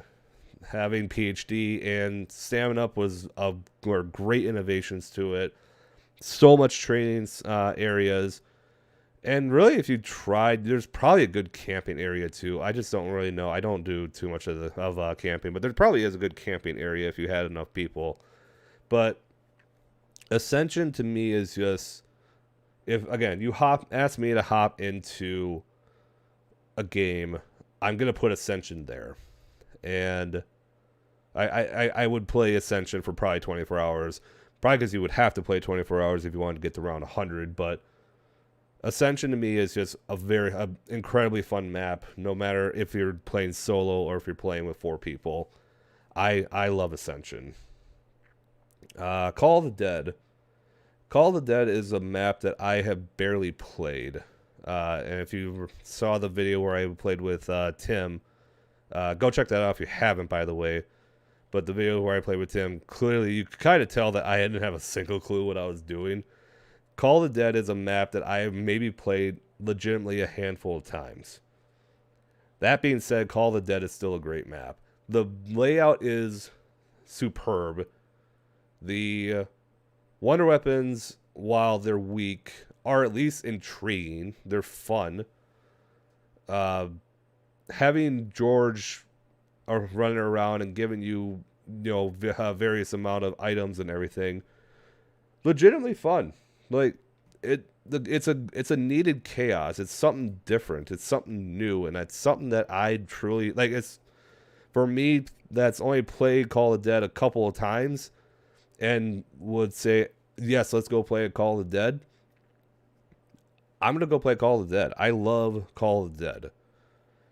It's such a good map, and it's just, I love everything about it. I would say Call of the Dead is a map that probably should get more love than it does, and that's saying something because it still gets a lot of love. But I think it's a great map, and yeah. Shangri-La. Shangri-La is, to me, just above Noct. Shangri-La is a map that I could probably play, but I'm not gonna have a very fun time with it. Shangri-La is a map that I can play a couple of times and be like, that was fun, but then I can go a good long while without playing Shangri-La. That's pretty much the best way to describe it. Like, you saw the video that I did with Jolts. Shangri-La is fun. It really is. The layout is pretty interesting. It's a gorgeous looking map. The baby gun is amazing. But if you ask me to play a whole bunch of Shangri-La, this is a map that I probably would not attempt to really do too many high round attempts on, and obviously you need 4 people to do the Easter egg, and if there's really no communication, then it's just, But like I said, this is my, for what I want to play, Shangri-La to me is just average, and that's kind of where I would leave that. Moon is, for me, a top 10 map. Moon is a very, very, very, very fun map, and when I did this with Rabbit not that long ago, again, go check out my One Opportunity series if you haven't yet. It's getting better, and I will get Transit out hopefully soon. I still need to find someone else to play it with. And again, if there's anyone that you want me to play with, comment in the comment below who you think I should play with next. But Moon is, to me, a very underrated map, because a lot of people will say that Moon is tedious because of the RNG. They'll say that the astronaut sucks. They'll say that the hacker, while it's cool, is annoying. The lack of oxygen. If you throw a grenade in a enclosed area and then expose it to the actual moon, it's annoying. There's a lot of things to not like about Moon, and like I said, the Easter egg. Once you get everything through the box, it's different. But to me, Moon is a very fun map, and I am fringe on putting it in great, but I think B is fair. I think B is a fair spot for where it should be. And honestly, if you ask me to play Moon right now, I would go play Moon right now. There's just a couple things that prevent me from putting it in great. Only a couple things, but that's where I would put Moon. And like I said, I insanely love Moon. I think Moon is a fantastic map. Transit, on the other hand, is just straight up painful. I'm not even gonna make an explanation about it. Transit is just absolutely painful. With the size of it is just too much. The bus is very. Hold on, I got a person that won't shut their fucking car off. Piece of shit. God. Sorry about that. Yeah, Transit is just, it's just painful. Like, Obviously, if you can get power on you, that's okay because you can get perks. But the pack-a-punch the pack-a-punch system on it, to me, is if the pack-a-punch were at least somewhat normal, I could at least put it here. But to me, if you don't have a good pack-a-punch system, like, I don't even care about the fog. I don't care about the denizens, even though they're all annoying little shits. I don't even care about Avogadro. And I don't even care about, like, the whole, like, having to go to, like, 3 or 4 different areas to go get or to get power.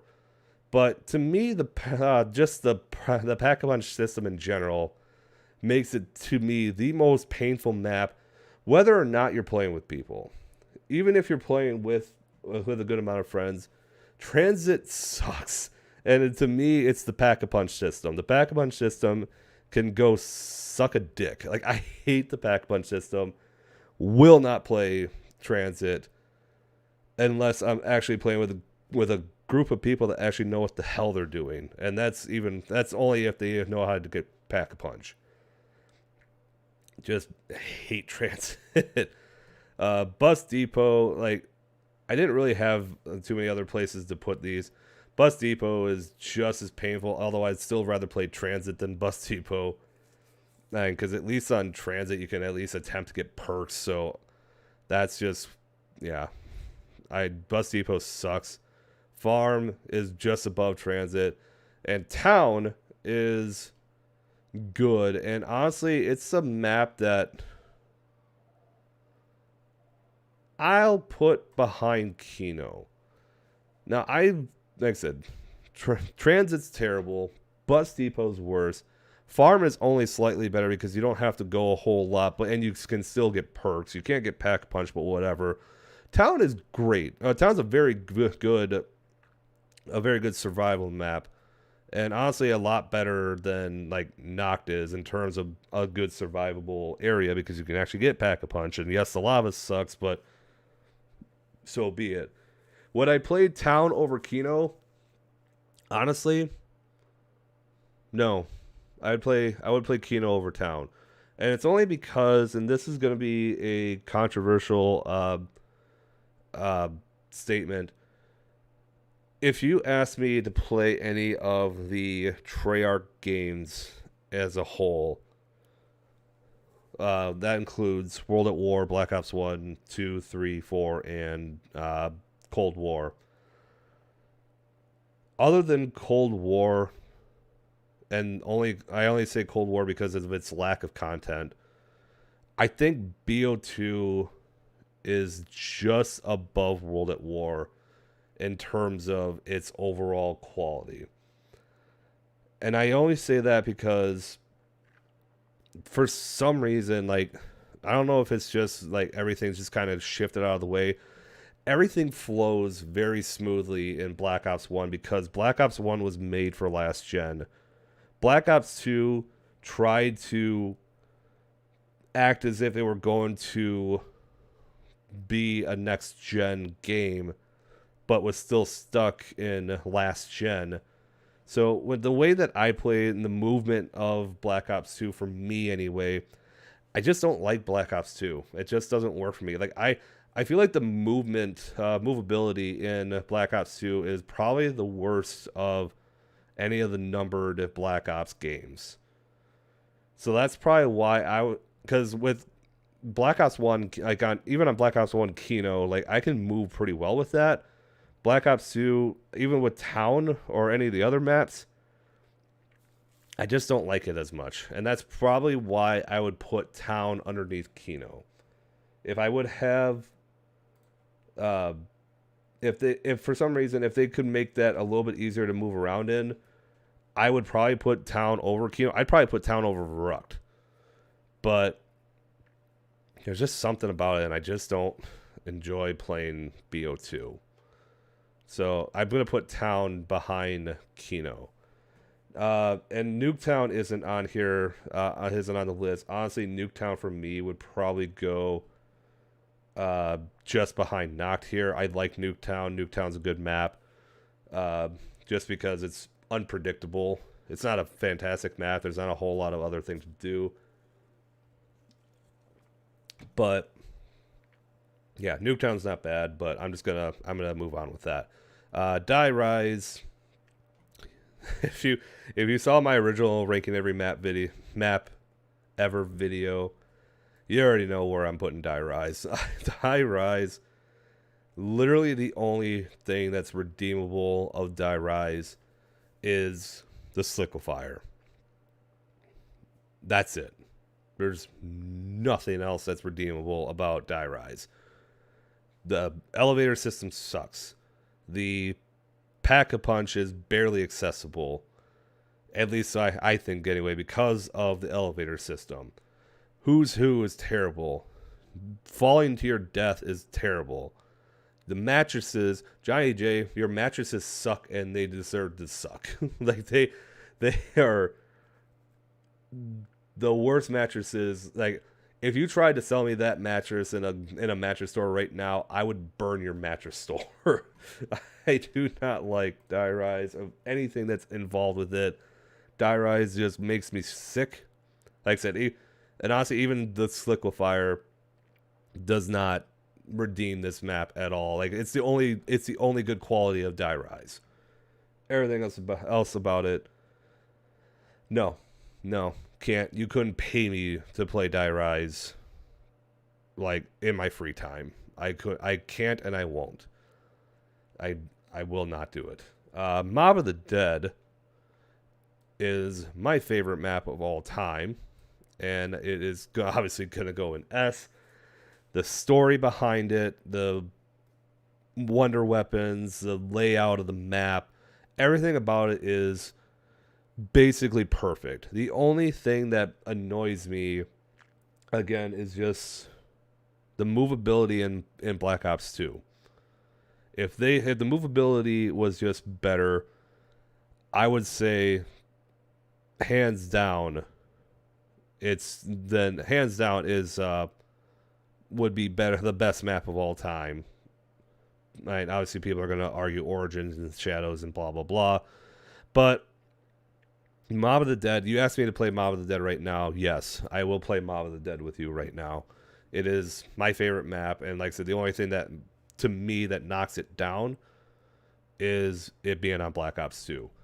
Put that in Black Ops 3 or even I granted it was in Black Ops 4 with Blood, but in any of the later games, even put that in BO1 and it'd be amazing. I'm going to say Mob of the Dead, the only thing that knocks it down is it being on BO2.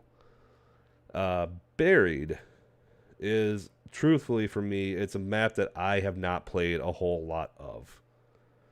So Buried is gonna probably get an unfair ranking from me. I won't lie to you. It's gonna get a very unfair ranking because a lot of people are gonna put it here.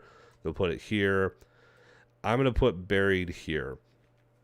And the only, like I said, the only reason I'm putting Buried in B is because I have not played Buried that much. So that's why it's kind of getting this bad treatment.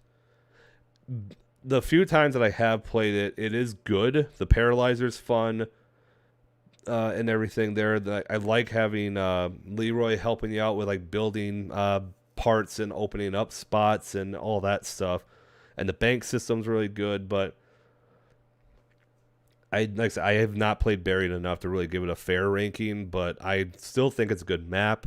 But that's just kind of where I would put it right now. It's like if you looked at my numbered list right now, Buried is like right at the bottom of B tier and where I would have like all the numbers. But like I said, it's still a good map, but that's pretty much all I have for that. Let's move on. Origins. This is where I'm going to lose a lot of people.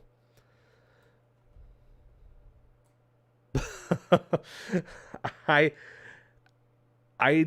will say right now, the good things I like about Origins, I love the setting. I love the wonder weapons. I love the boss. Panzer is good. The robots are cool. There's a lot of good things about Origins. Like everything is really cool about it, and I don't really have too many issues or like too many horrible things with it, but The thing that kills Origins for me is the fact that trying to find the wonder weapon pieces, all 4 staves, trying to find the pieces for the shield, trying to start everything up for the Easter egg, the mud. There's just so many things here. I don't like going on a scavenger hunt. If I have to go into a Mr. Waffle Waffles tutorial to do this, and this, and this, and this, and this, and this, I'm not going to have fun with it. I just want to play. I just want to shoot zombies in the face.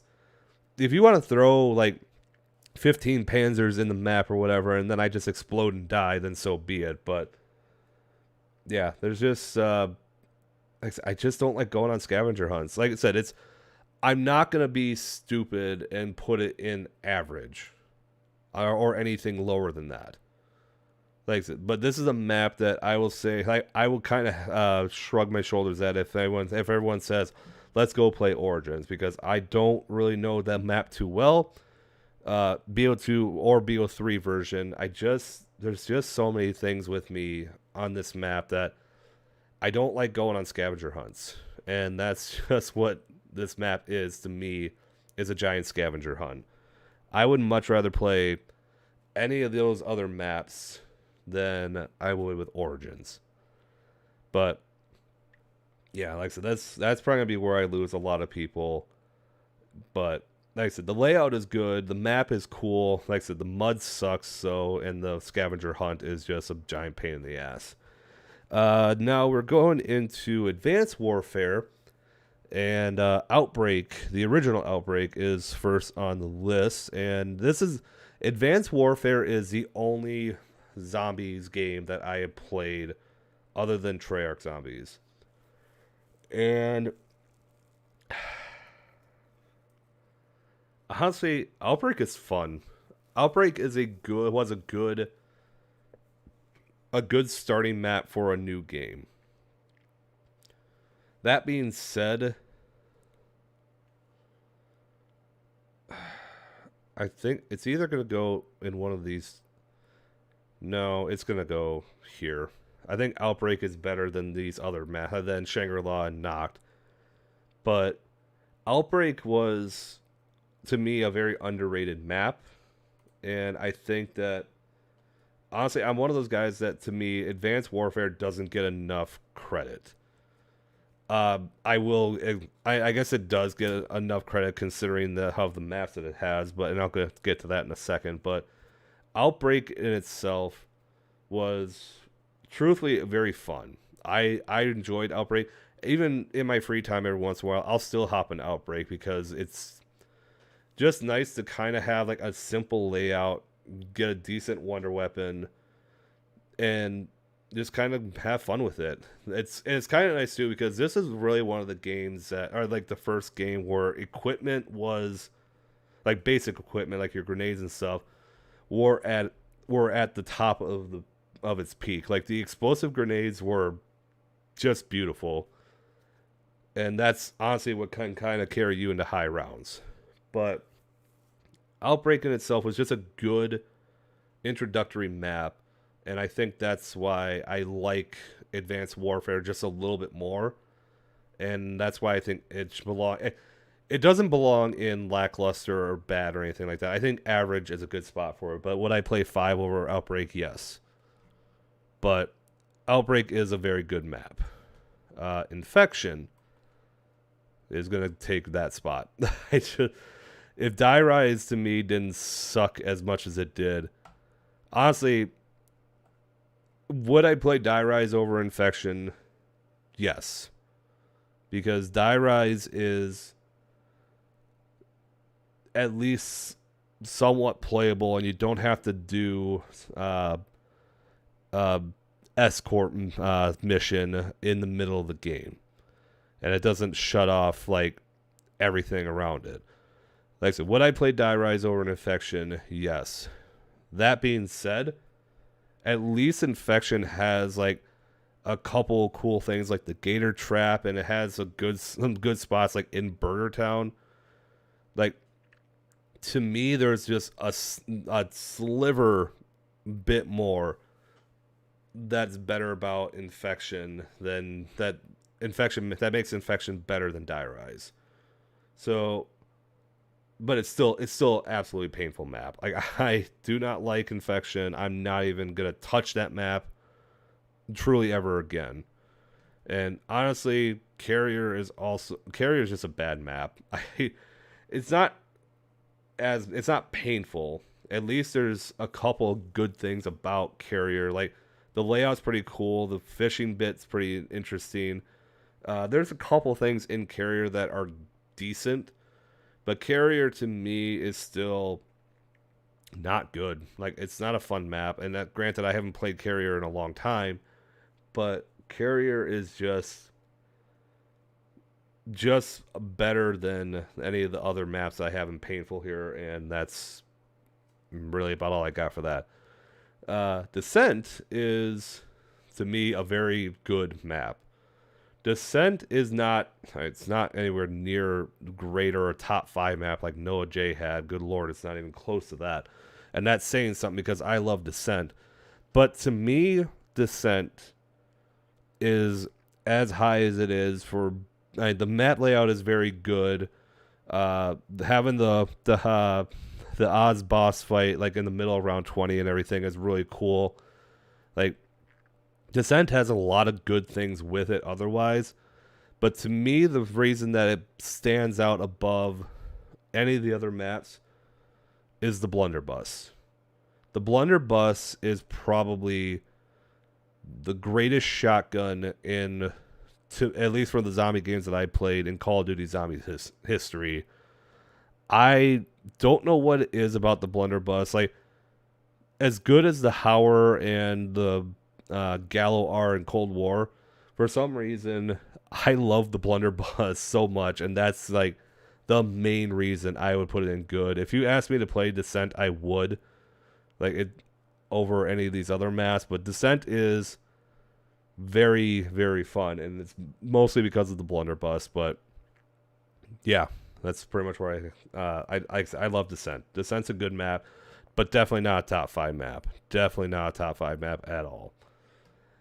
Shadows of Evil.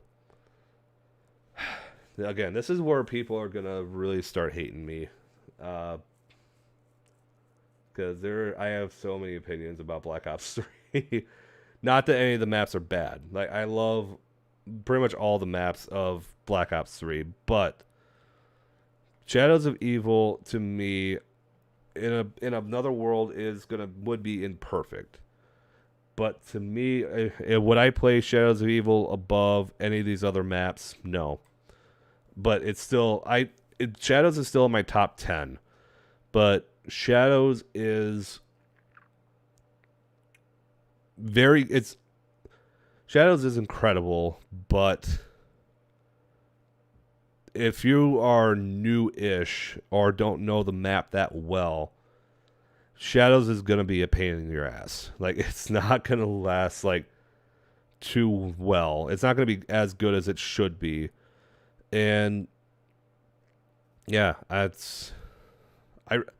really don't have anything too much bad to say about Shadows. It's just a map that I find a little over tedious, just because you have to wait like how long to get the parts for the Apothicon Servant. Upgrading the sword can be a little tedious, and yeah, there's just a lot of other things that you have to make. You really have to look up like how to get some of these other parts. But as far as its layout is perfect. Its wonder weapon is beautiful. Obviously the best wonder weapon of all time.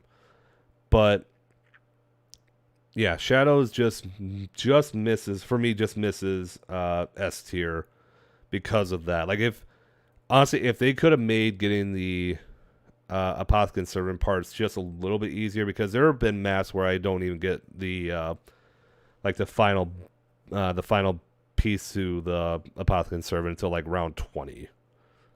Not that that's a bad thing, but at least it's easy to obtain. But if it were easier to obtain, to at least help you get it so you can get it by like round 15, then I would probably put it in near. Then I would probably have it higher. But for me, if you ask me to play that, play Shadows above the other maps that are ahead of it, no, I'm not going to do that.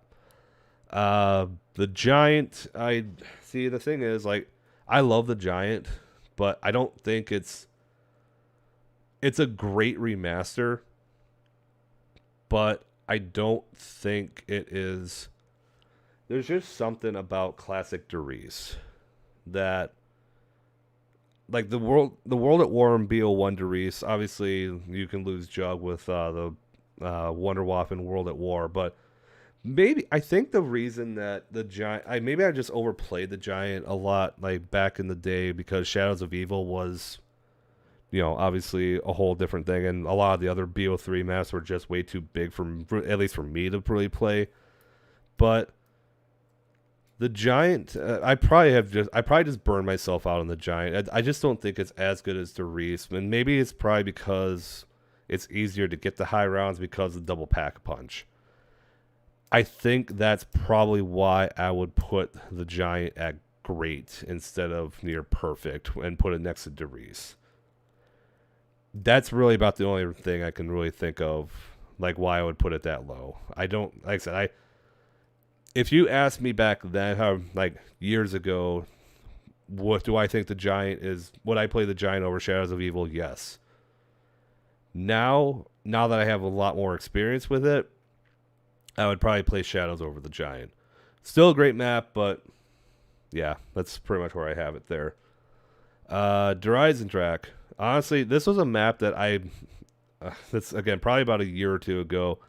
Had you asked me, I would have probably put it, like, here. I would have probably put it there. But now that I'm starting to get a lot more acquainted with zombies in general and starting to do more like this YouTube stuff and everything. Oh crap, I'm gonna just open up Premiere Pro. Hold on, it'll be a second here. Hang on. Come on.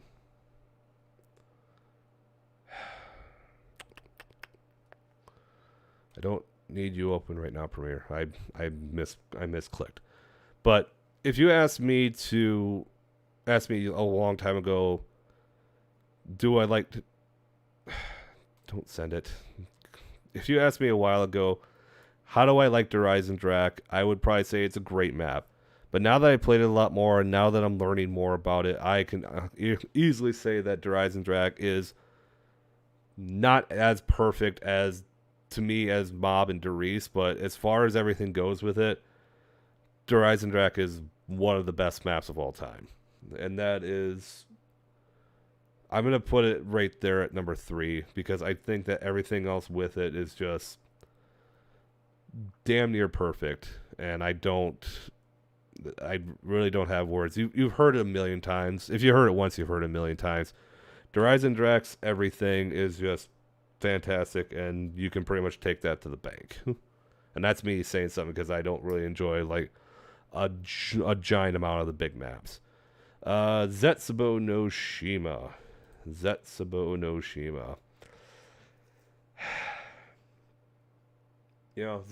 is a map that it is turning around on me a little bit. Like, if I'm playing, this is a perfect example. So you know how, like, everyone says transit is fun with friends? I don't fully believe that. Zetsubo is fun with friends. Because at least on Zetsubo, like, and granted, it's probably because I don't know too much of Zetsubo. I can easily get lost in it sometimes. But Zetsubo with friends is very fun. Zetsubo is a map that, if you're playing with friends and just shooting the shit and having a good time, can be insanely fun. Zetsubo is a map, that is the map that I will say is fun with friends. Playing this solo, if you don't have a clue what you're doing, is a pain in the ass. And that's truthfully why I would put Zetsubo in lackluster. It is right on the edge of at least me putting it in average, but I think lackluster is the best spot for it. The Easter egg is interesting. The up the there's just so many things that are annoying about Zetsubo. The setup process is atrocious. The upgrade and everything to the to get the KT4 and the Masamune is annoying. But once you have everything, I think Tim explained it very well in his analysis of Zetsubo. The setup process is horrible, but once you have everything and you're all set, Zetsubo is a fantastic map. But it's everything that leads up to go from point A to point B.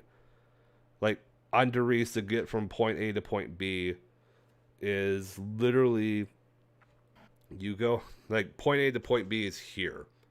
On Zetsubo, it's this. Like it takes so long to get from here to here. Whereas on most of these other maps, like it's like anywhere between like here and here. But this is just too much setup, and that's what brings it down for me. I'm not going to put it in bad. I think Zetsubo is, like I said, it's just on the fringe of average. But I think Lackluster here on this map is a good spot for it.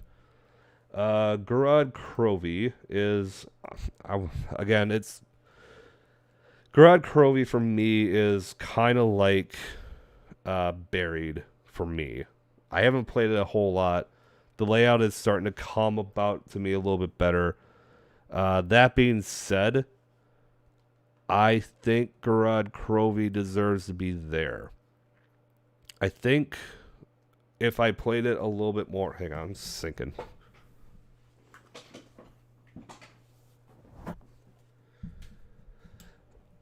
I think if I played Garad Krovi a little bit more, like at least just for some high round attempts, then Garad Krovi would probably be in great. And I know this is going to be one of those killer things because I know if Lex ever watches this, he is going to sit there and critique the shit out of me for putting Garad Krovi only in good. But if you ask me to play Garad Krovi right now, I would say yes. But it's not a map that I'm going to fully play all the time. Like I said, I'll play Garad Krovi over any of these other three in good. But I don't know. It's just, like I said, if I played Garad Krovi a little bit more, then it would be a lot different. But in the meantime, that's pretty much where I'd put Garad. Like I said, not a bad map, just I need to play it more. And I really don't have too many other ways to explain that. Revelations. Revelations is a map that I will honestly say it's a very underrated map. I think Revelations gets way too much flack for as... hang on, I'm just going to set it here for a second. I'm not putting it in Lackluster, but Revelations is a map that I think gets a lot more flack than it deserves, and I think it's because of the Easter egg. But the layout of Revelations, including basically every map, and its accessibility of having amazing wonder weapons and good high rounds, makes it a much better map than I think a lot of people give it credit for. That being said, the Easter egg is still kind of dumb, and the ending is a little whatever. I'm putting Revelations in average.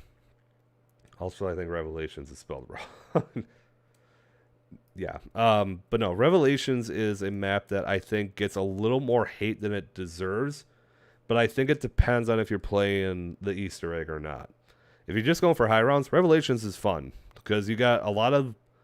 pretty much all the good bosses. And many of the good wonder weapons and a lot of other things with it. Revelations can be fun for high rounds. Revelations is amazing for high rounds. But in terms of Easter egg and everything else, it's all right. It's nothing fantastic. To me, Revelations is just a smidge, like a little bit away from being in the good category. But yeah, I'd say Revelations is a good map, or is an average map. All right, now this is oh boy. this is the section where I'm probably going to lose some people if I haven't already with my Origins pick. Voyage of Despair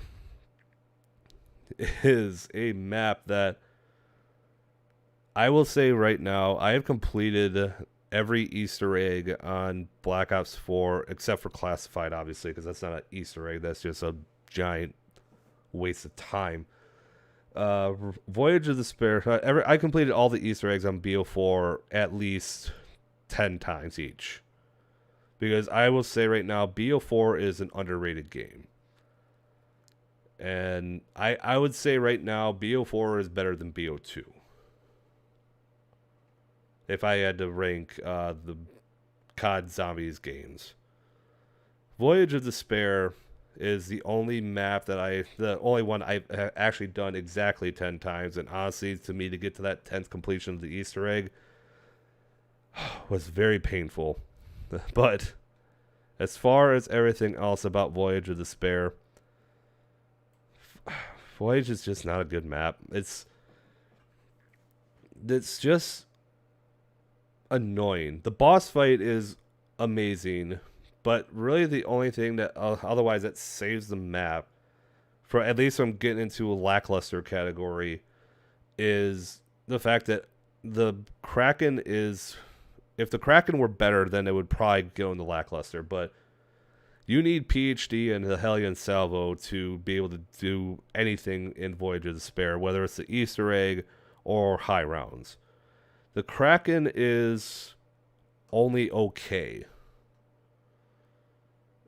The layout of the map, like once you get like into a bigger, like the front or the back, either the spawn area or the poop deck, is fine. But the layout itself, like there's like 4 rows of like, or 4 decks or whatever in this map, and I can't ever tell which deck I'm on. Like, because I play the map a lot more now, like I can find things, but to have this as one of your starting maps was almost as big of a flop as it was with Transit, because the layout is so tedious. There's a lot of doors you have to open, and like I said, there are many times, like if you're in the bottom part of the boat, or if you're in anywhere else, sometimes you just don't know where you're at. And that can be very, very annoying to many, many people.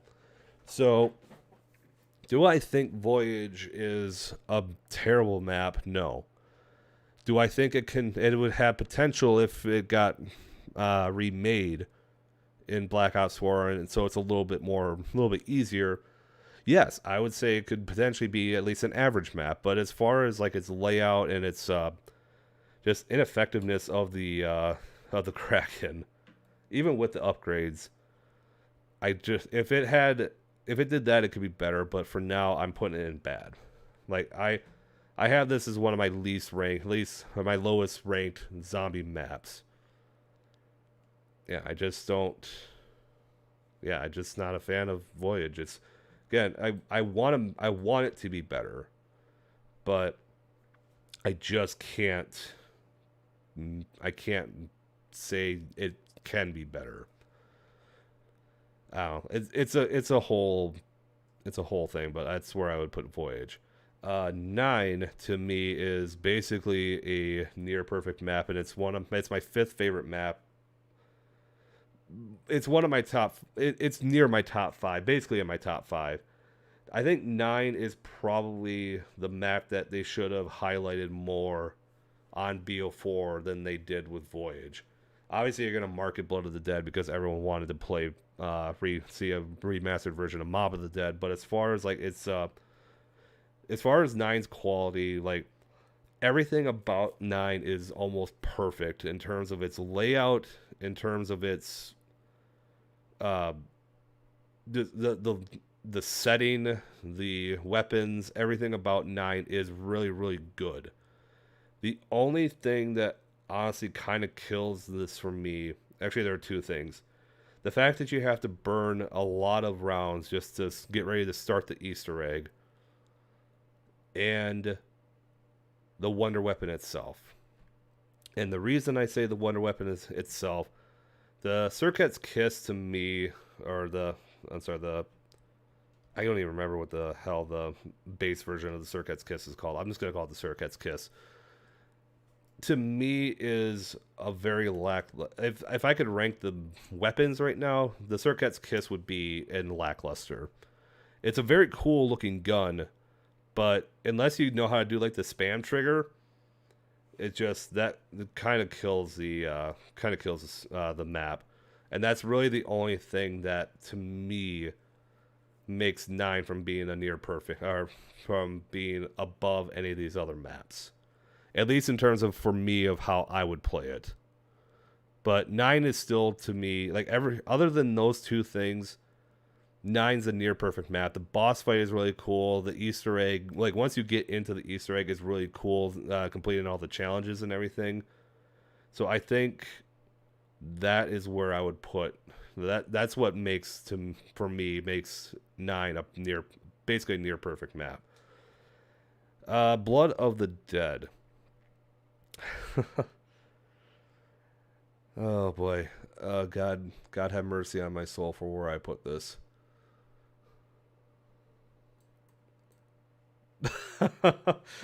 I am gonna get so much crap for Blood of the Dead, but to me, Blood of the Dead is one of my favorite maps, and honestly, I would probably, and I'm kind of flip-floppy with that in 9.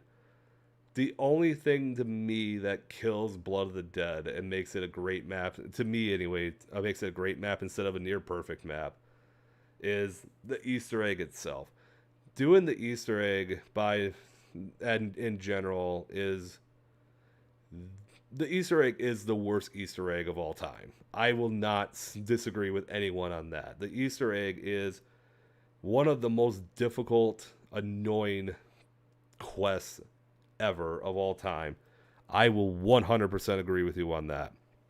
But you just saw, if anyone that just watched my stream, doing the Easter egg is actually doing the high rounds is insanely easy. Blood of the Dead high rounds are probably some of the easiest high rounds, other than maybe like Revelations are easy high rounds. Der Eisendrache has easy high rounds, but Blood of the Dead is, as far as its high rounds, is definitely high up there. The story is insanely cool. And I know a lot of people say, oh, it doesn't have this and this of the map, or it's missing things from Mob of the Dead, and it's, first of all, you need to stop comparing Mob and Blood. I understand it's very difficult with BO4, the BO4 Ether maps, because they're basically remakes of the original maps, or their original counterparts. I understand that that's a main issue, but looking at Blood as itself, I will agree with you, the Easter egg is hot garbage. But the high rounds are good. The layout is not bad. Yes, the catwalk is whatever. The spawn area, maybe you probably don't go back in there, but at least you can still make it work. And it does introduce us the blade trap, which is basically the monkey bomb of traps. And it still gives us the acid trap. It still gives us the other blade trap. And the only other thing that I can think of that Blood is missing, obviously, if you're going to compare Mob and Blood, I do miss the Golden Gate Bridge. The Golden Gate Bridge, I don't know why they got rid of that, and that was honestly clearly one of the biggest blunders they could have made in making Blood. But its high rounds are fun. Its layout to me is good, and its I remember earlier I was talking about movability. I feel like the movability for me on Blood is a lot easier than it is on Mob. But I think there's just too many things in Mob that make it so much better. That's why I have it at my near perfect.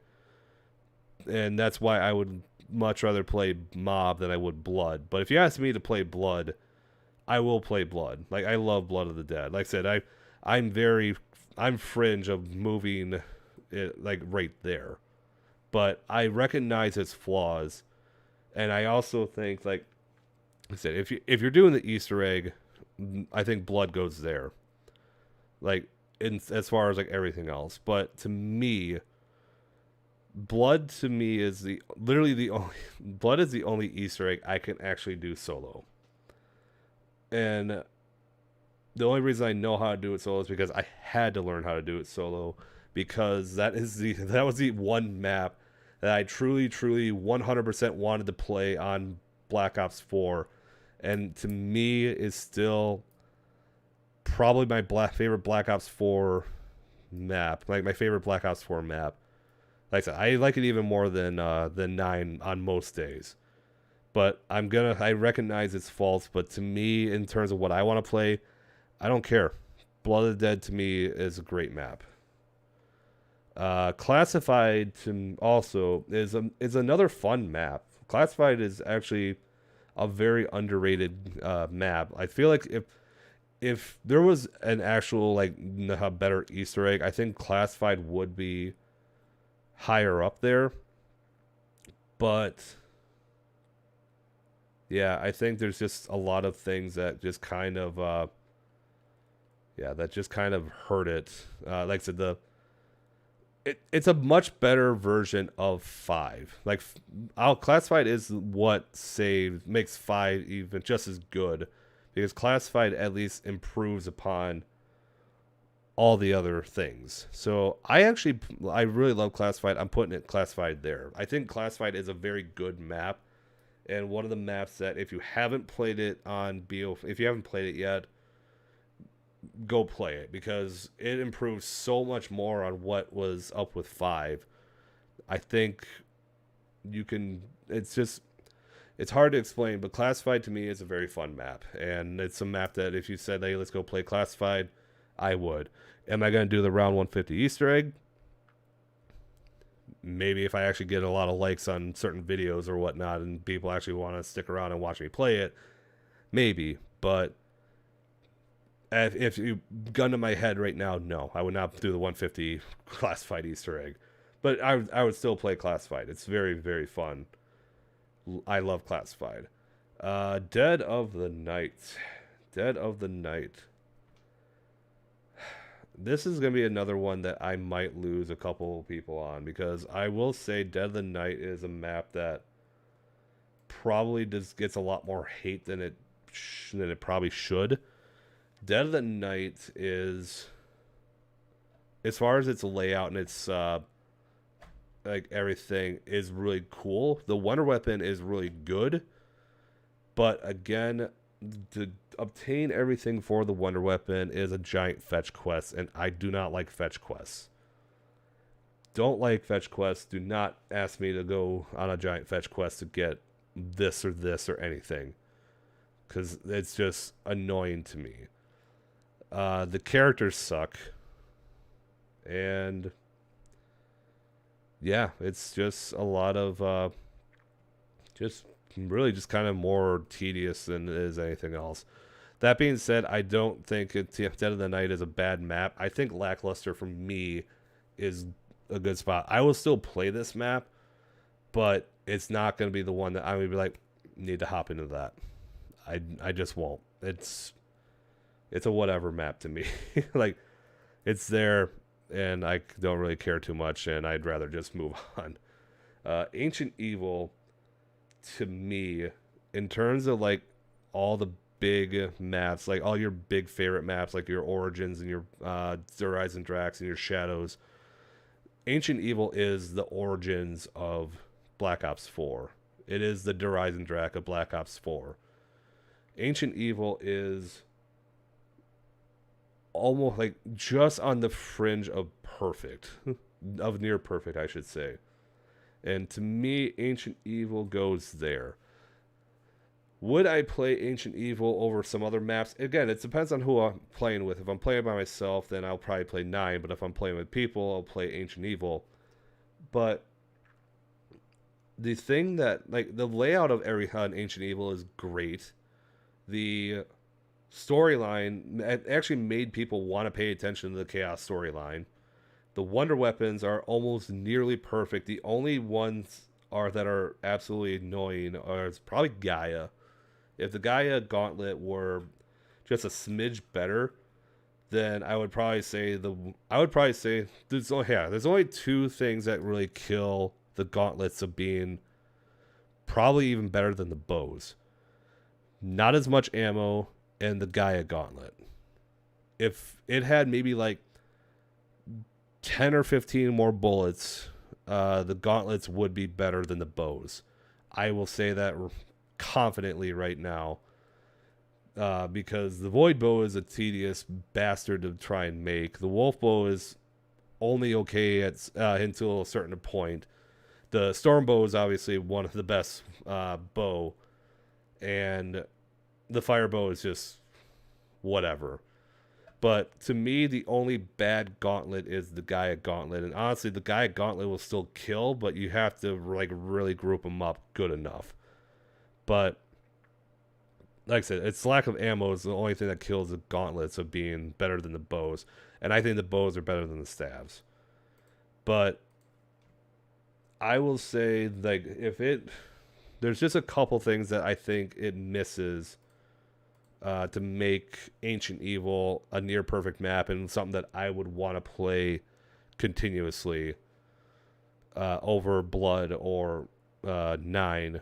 But Ancient Evil still has a lot of great qualities to it and of something that I would want to play. So I'm going to leave Ancient Evil at great. Alpha Omega, to me, is a much better map than I think a lot of players would give credit for. I don't think it's a bad map. I don't think it's even lackluster. I think it's a good map. I think if you ask me to play Alpha Omega right now, I would. Because I think Alpha Omega, kind of like Nuketown, is just an underrated map. Like, it also depends on what you're going for. If you're going for the Easter egg, Rushmore is a pain in the ass. But if you're just going to do high rounds, you just get that electric ray gun Mark II, and you're pretty much set. Like, the Mark IIs are fun. The layout is much better than Nuketown. There's a lot of good things about Alpha Omega. Not enough to put it higher above like anything else, but there's still, to me, in terms of what I want in a map, a lot of good things about Alpha Omega, and that's pretty much where I'd put that. Kino Der Toten, to me, is a very good map and just almost as good as Call of the Dead, but it just misses some bits and pieces here. If the Wunderwaffe sniper were actually good, and it didn't just remake the Thunder Gun and the I know it made the Thunder Gun, but it's the Thunder Gun, just ice. But the layout, I think, is really good. It's bright and colorful, and really there's nothing really bad about TOG, I don't think. I know my buddy Jolts is a whole, he does not like Kino Der Toten, and like I said, I can understand why people do not like Kino Der Toten. I can 100% understand why people do not like Kino Der Toten. The ending is a little lackluster. Some of the parts or some of the bits are annoying in terms of like its Easter egg and everything, but and like I said, the wonder weapons are pretty lackluster as well. But I think the layout of it and the way that it actually made people like Victus more, because I will say right now, of the 4 maps that Victus are in, this is probably their best map. And I think that is a testament to how this map is, because like I said, nobody likes Victus, but this map actually made people like Victus. And like I said, the layout is fantastic. I think it's fantastic anyway. The water's kind of annoying, but I mean, it isn't Call of the Dead too. But I think everything else about it is pretty damn good, and that's pretty much where I would have Kino Der Toten. I have a lot of these in good. And honestly, I'm gonna continue the good train here with D Machine. D Machine, I will say I kind of have to agree with some of the other YouTubers, was probably the perfect introductory map to a new game. Probably more than Kino. Like, Kino's obviously iconic because it was on the most popular Black Ops game of all time. But D Machine, in terms of its layout, I wish the story were a little bit better, but the layout's really, really damn good. The Wonder Weapon, while somewhat ineffective after end high rounds, is good. It's fun. The ray gun, making the ray gun the primary Wonder Weapon was huge, and I think the ray gun was a good. If the ray gun weren't as good as it was, I think D Machine would probably be like there. But as far as like everything else with its layout and everything, D Machine is good enough to be in the good category and probably one of the best introductory maps of all time. Outbreak. I am so flip-floppy on Outbreak. There are days where I sit there and go, Outbreak's not bad. And then there are days where I sit there and go, I can't continue to play Outbreak. Outbreak is a good concept, but it is not good enough to, like, it doesn't make as good of a mode as others have. If you ask, I think I'll say this right now.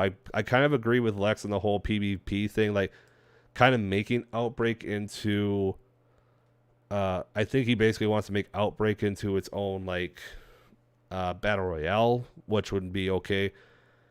Honestly, I think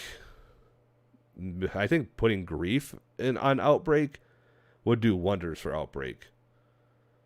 Or some kind of like player versus player, like you got your squad of 4 and then have everyone else in their squad of 4, like doing something with that, like that would be cool. But as far as where it is right now and everything, Outbreak is only lackluster for me.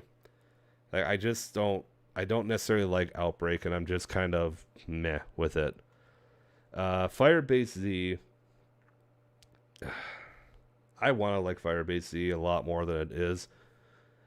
But Firebase Z, honestly, Firebase Z is a cool map, and it's very easy to pick up. But the nerfing of the Ray K is just enough to annoy the crap out of me way too much, and I don't like the way that it is.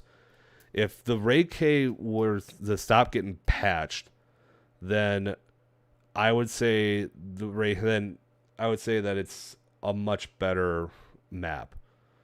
But with no regular ray gun and no good wonder weapon, Firebase C, it has a lot of good training spots and it has some decent camping spots, especially with Ring of Fire, but yeah, it just doesn't hit as well as it should. I don't know. Maybe I'm also just kind of burning myself out on Firebase C, but I think Firebase C is just one of those maps that is only good or average, but could be better. But yeah, that's pretty much all I got with that. And then finally, Kino Der Toten. I like Kino Der Toten. I've only played it a handful of times. I still need to complete the Easter egg, but it definitely is the best Cold War map. And it's nice that we actually get some story in here instead of a stupid Xville Easter egg ending. But would I play Kino Der Toten over Tag Der Toten?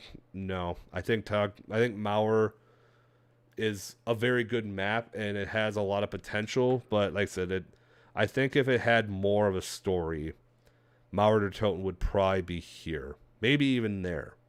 Because the Wonder Weapon is probably the best Wonder Weapon we've gotten in. And granted, I like the Mega Magat. But as far as like any of the other Wonder Weapons other than the Gauntlets, I would say Mauer's Wonder Weapon is probably the best since the bows. I like the Mega Magat and I love the Gauntlets, but everything else about it is just really good. But Kino Der Toten, like I said, it could use a little bit more. But yeah, that is pretty much that. That is where I would probably put That's where I would put my subjective opinion on these maps. Uh, sorry, I'm just looking through something here. Uh, but yeah, sorry, I'm still looking through things here. Oh, thanks, Clark. I appreciate that. Yeah, yeah, ancient. I honestly, like I said, this is my subjective opinion of these are the maps that I would probably play at this point. And actually, I'm gonna save. I'm gonna save this for a second. Subjective.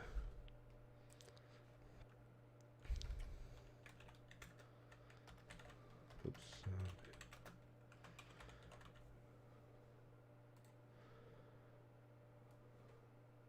Okay, I have it there. But like I said, this is my subjective opinion.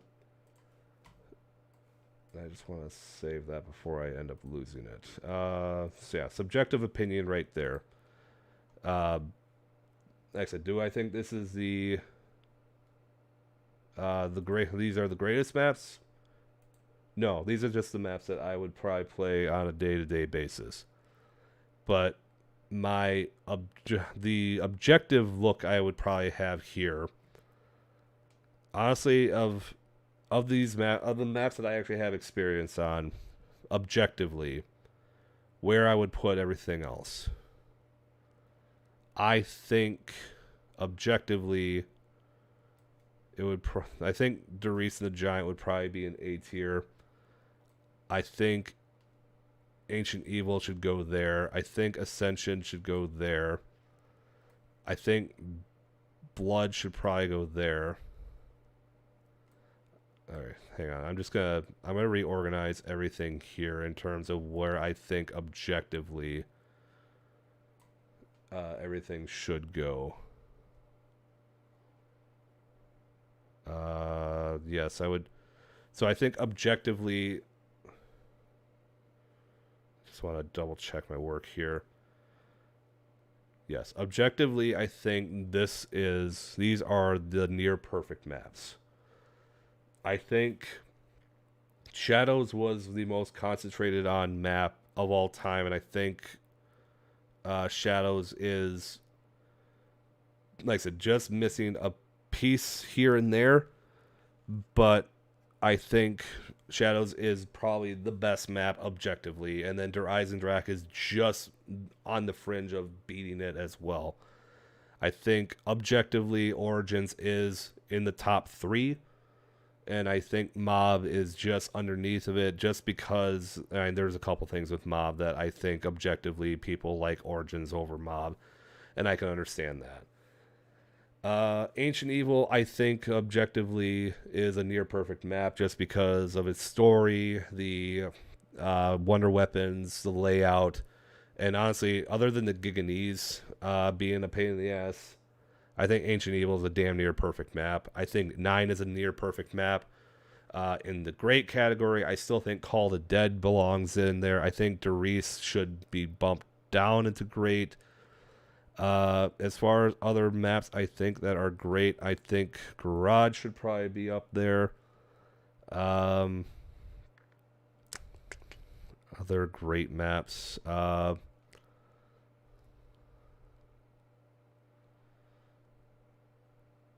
Yeah, I think objectively, I think that would probably be your great. I think. Oh wait, I lied. Buried. I forgot about Buried. I still don't think Buried is, even objectively, I don't think Buried is better than any of these other maps. I think Buried should be an A, but I think this is your great category. I think every one of these maps has everything that actually works well in what makes almost a near perfect map. But I think that's what I would put in great. Now, if I'm, again, my objective opinion on good, I think it would probably be... Sorry, I'm just trying to think of what else would go in good. Yeah, I think I'm okay with... Let's put Mauer there. I think I'm just going to put that there for now. I think most people will probably play Town. See, I don't think... Yeah, I think that the good category should probably be something like... I know a lot of people would probably play Zetspo over Ascension. Probably even Mauer now over Ascension. I think Verrucht is probably going to be behind Kino. I think most people would probably say they would probably play Kino, maybe even over that. And there are days that honestly Kino is probably there too. I think I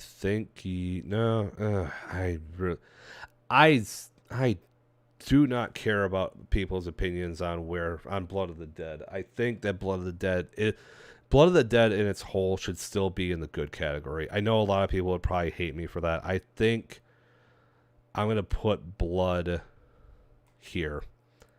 I think objectively, I know there's a lot of Blood of the Dead haters, but I think objectively, if you don't compare it to Mob, people would still say it is a good map. And I think that is pretty much how I think objectively that's how the good category would be.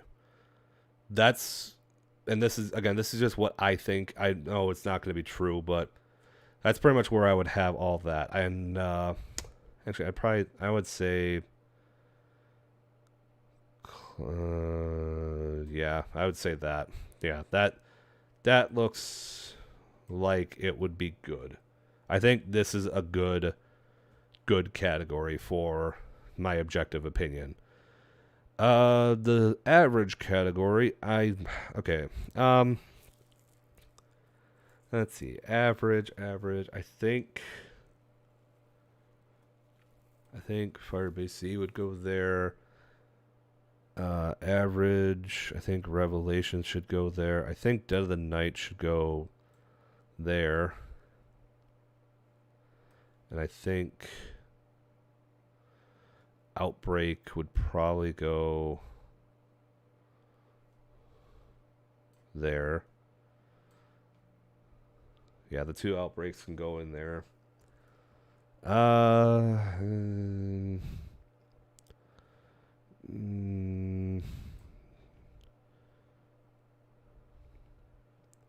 Okay, yeah.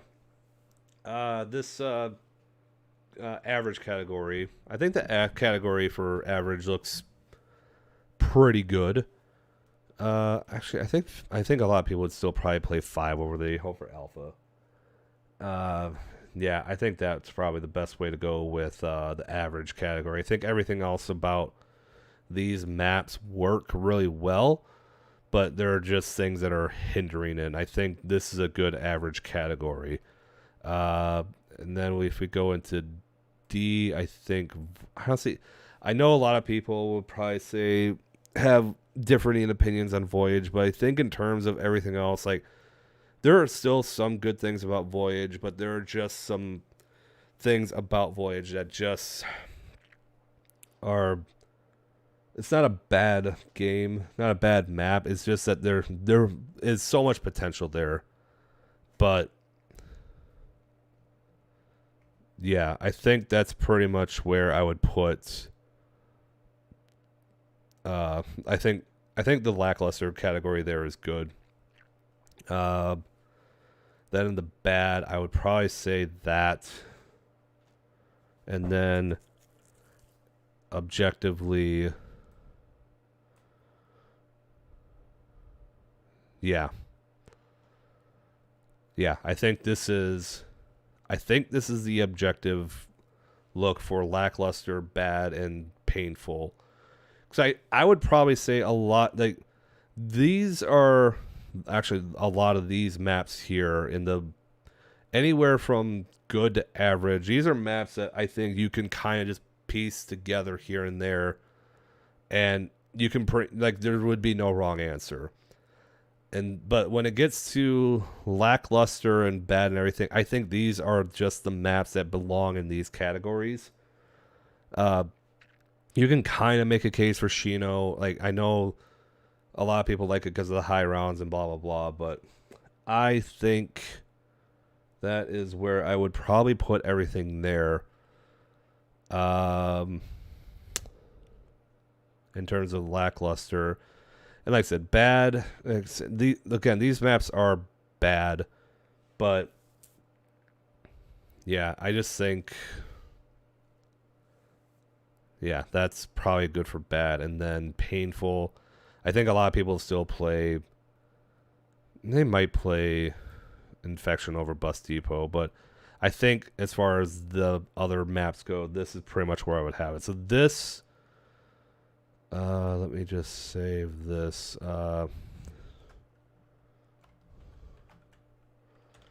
Objective.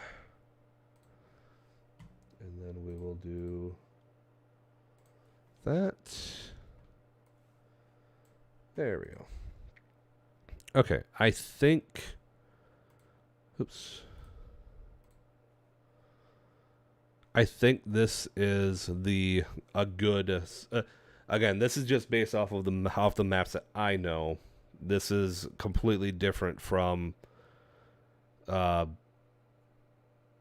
obviously, if you included all these other things, obviously Spaceland would probably be up in here and yada yada. But these are maps that I have not played yet. But like I said, if you want me to try any of these other games, like if you want me to give these any shot, and so I can maybe make videos on them. Be sure to hit the like button, subscribe if you're new. Would love to see you, see what you think about this. Like I said, I tried to be as objective as I could be with this, and then like I said, the other map is obviously my subjective opinions of what I would play if you asked me to play. But I think this is a good objective ranking. I think the way that... Yeah, I still think this is a good objective. So that's pretty much where I would put everything there. But I think that is pretty much all I got for today. I think I might hop into another stream tomorrow. But that is really about all I have. Like I said, I hope you enjoyed this. And like I said, I'd like to see where you would have everything. And like I said, be sure to like, subscribe, comment. Like I said, let me know what you think of these maps. Like if you thought I did really good with them, or if you thought they were shit. I'd like to see what you were like. What would you would have? And yeah, I'll put this tier maker link in the description too, so I can so that way you can send me your screenshots and everything. But yeah, that is hang on, I'm gonna send this out here with a hang on, I'm just gonna do that. Yeah.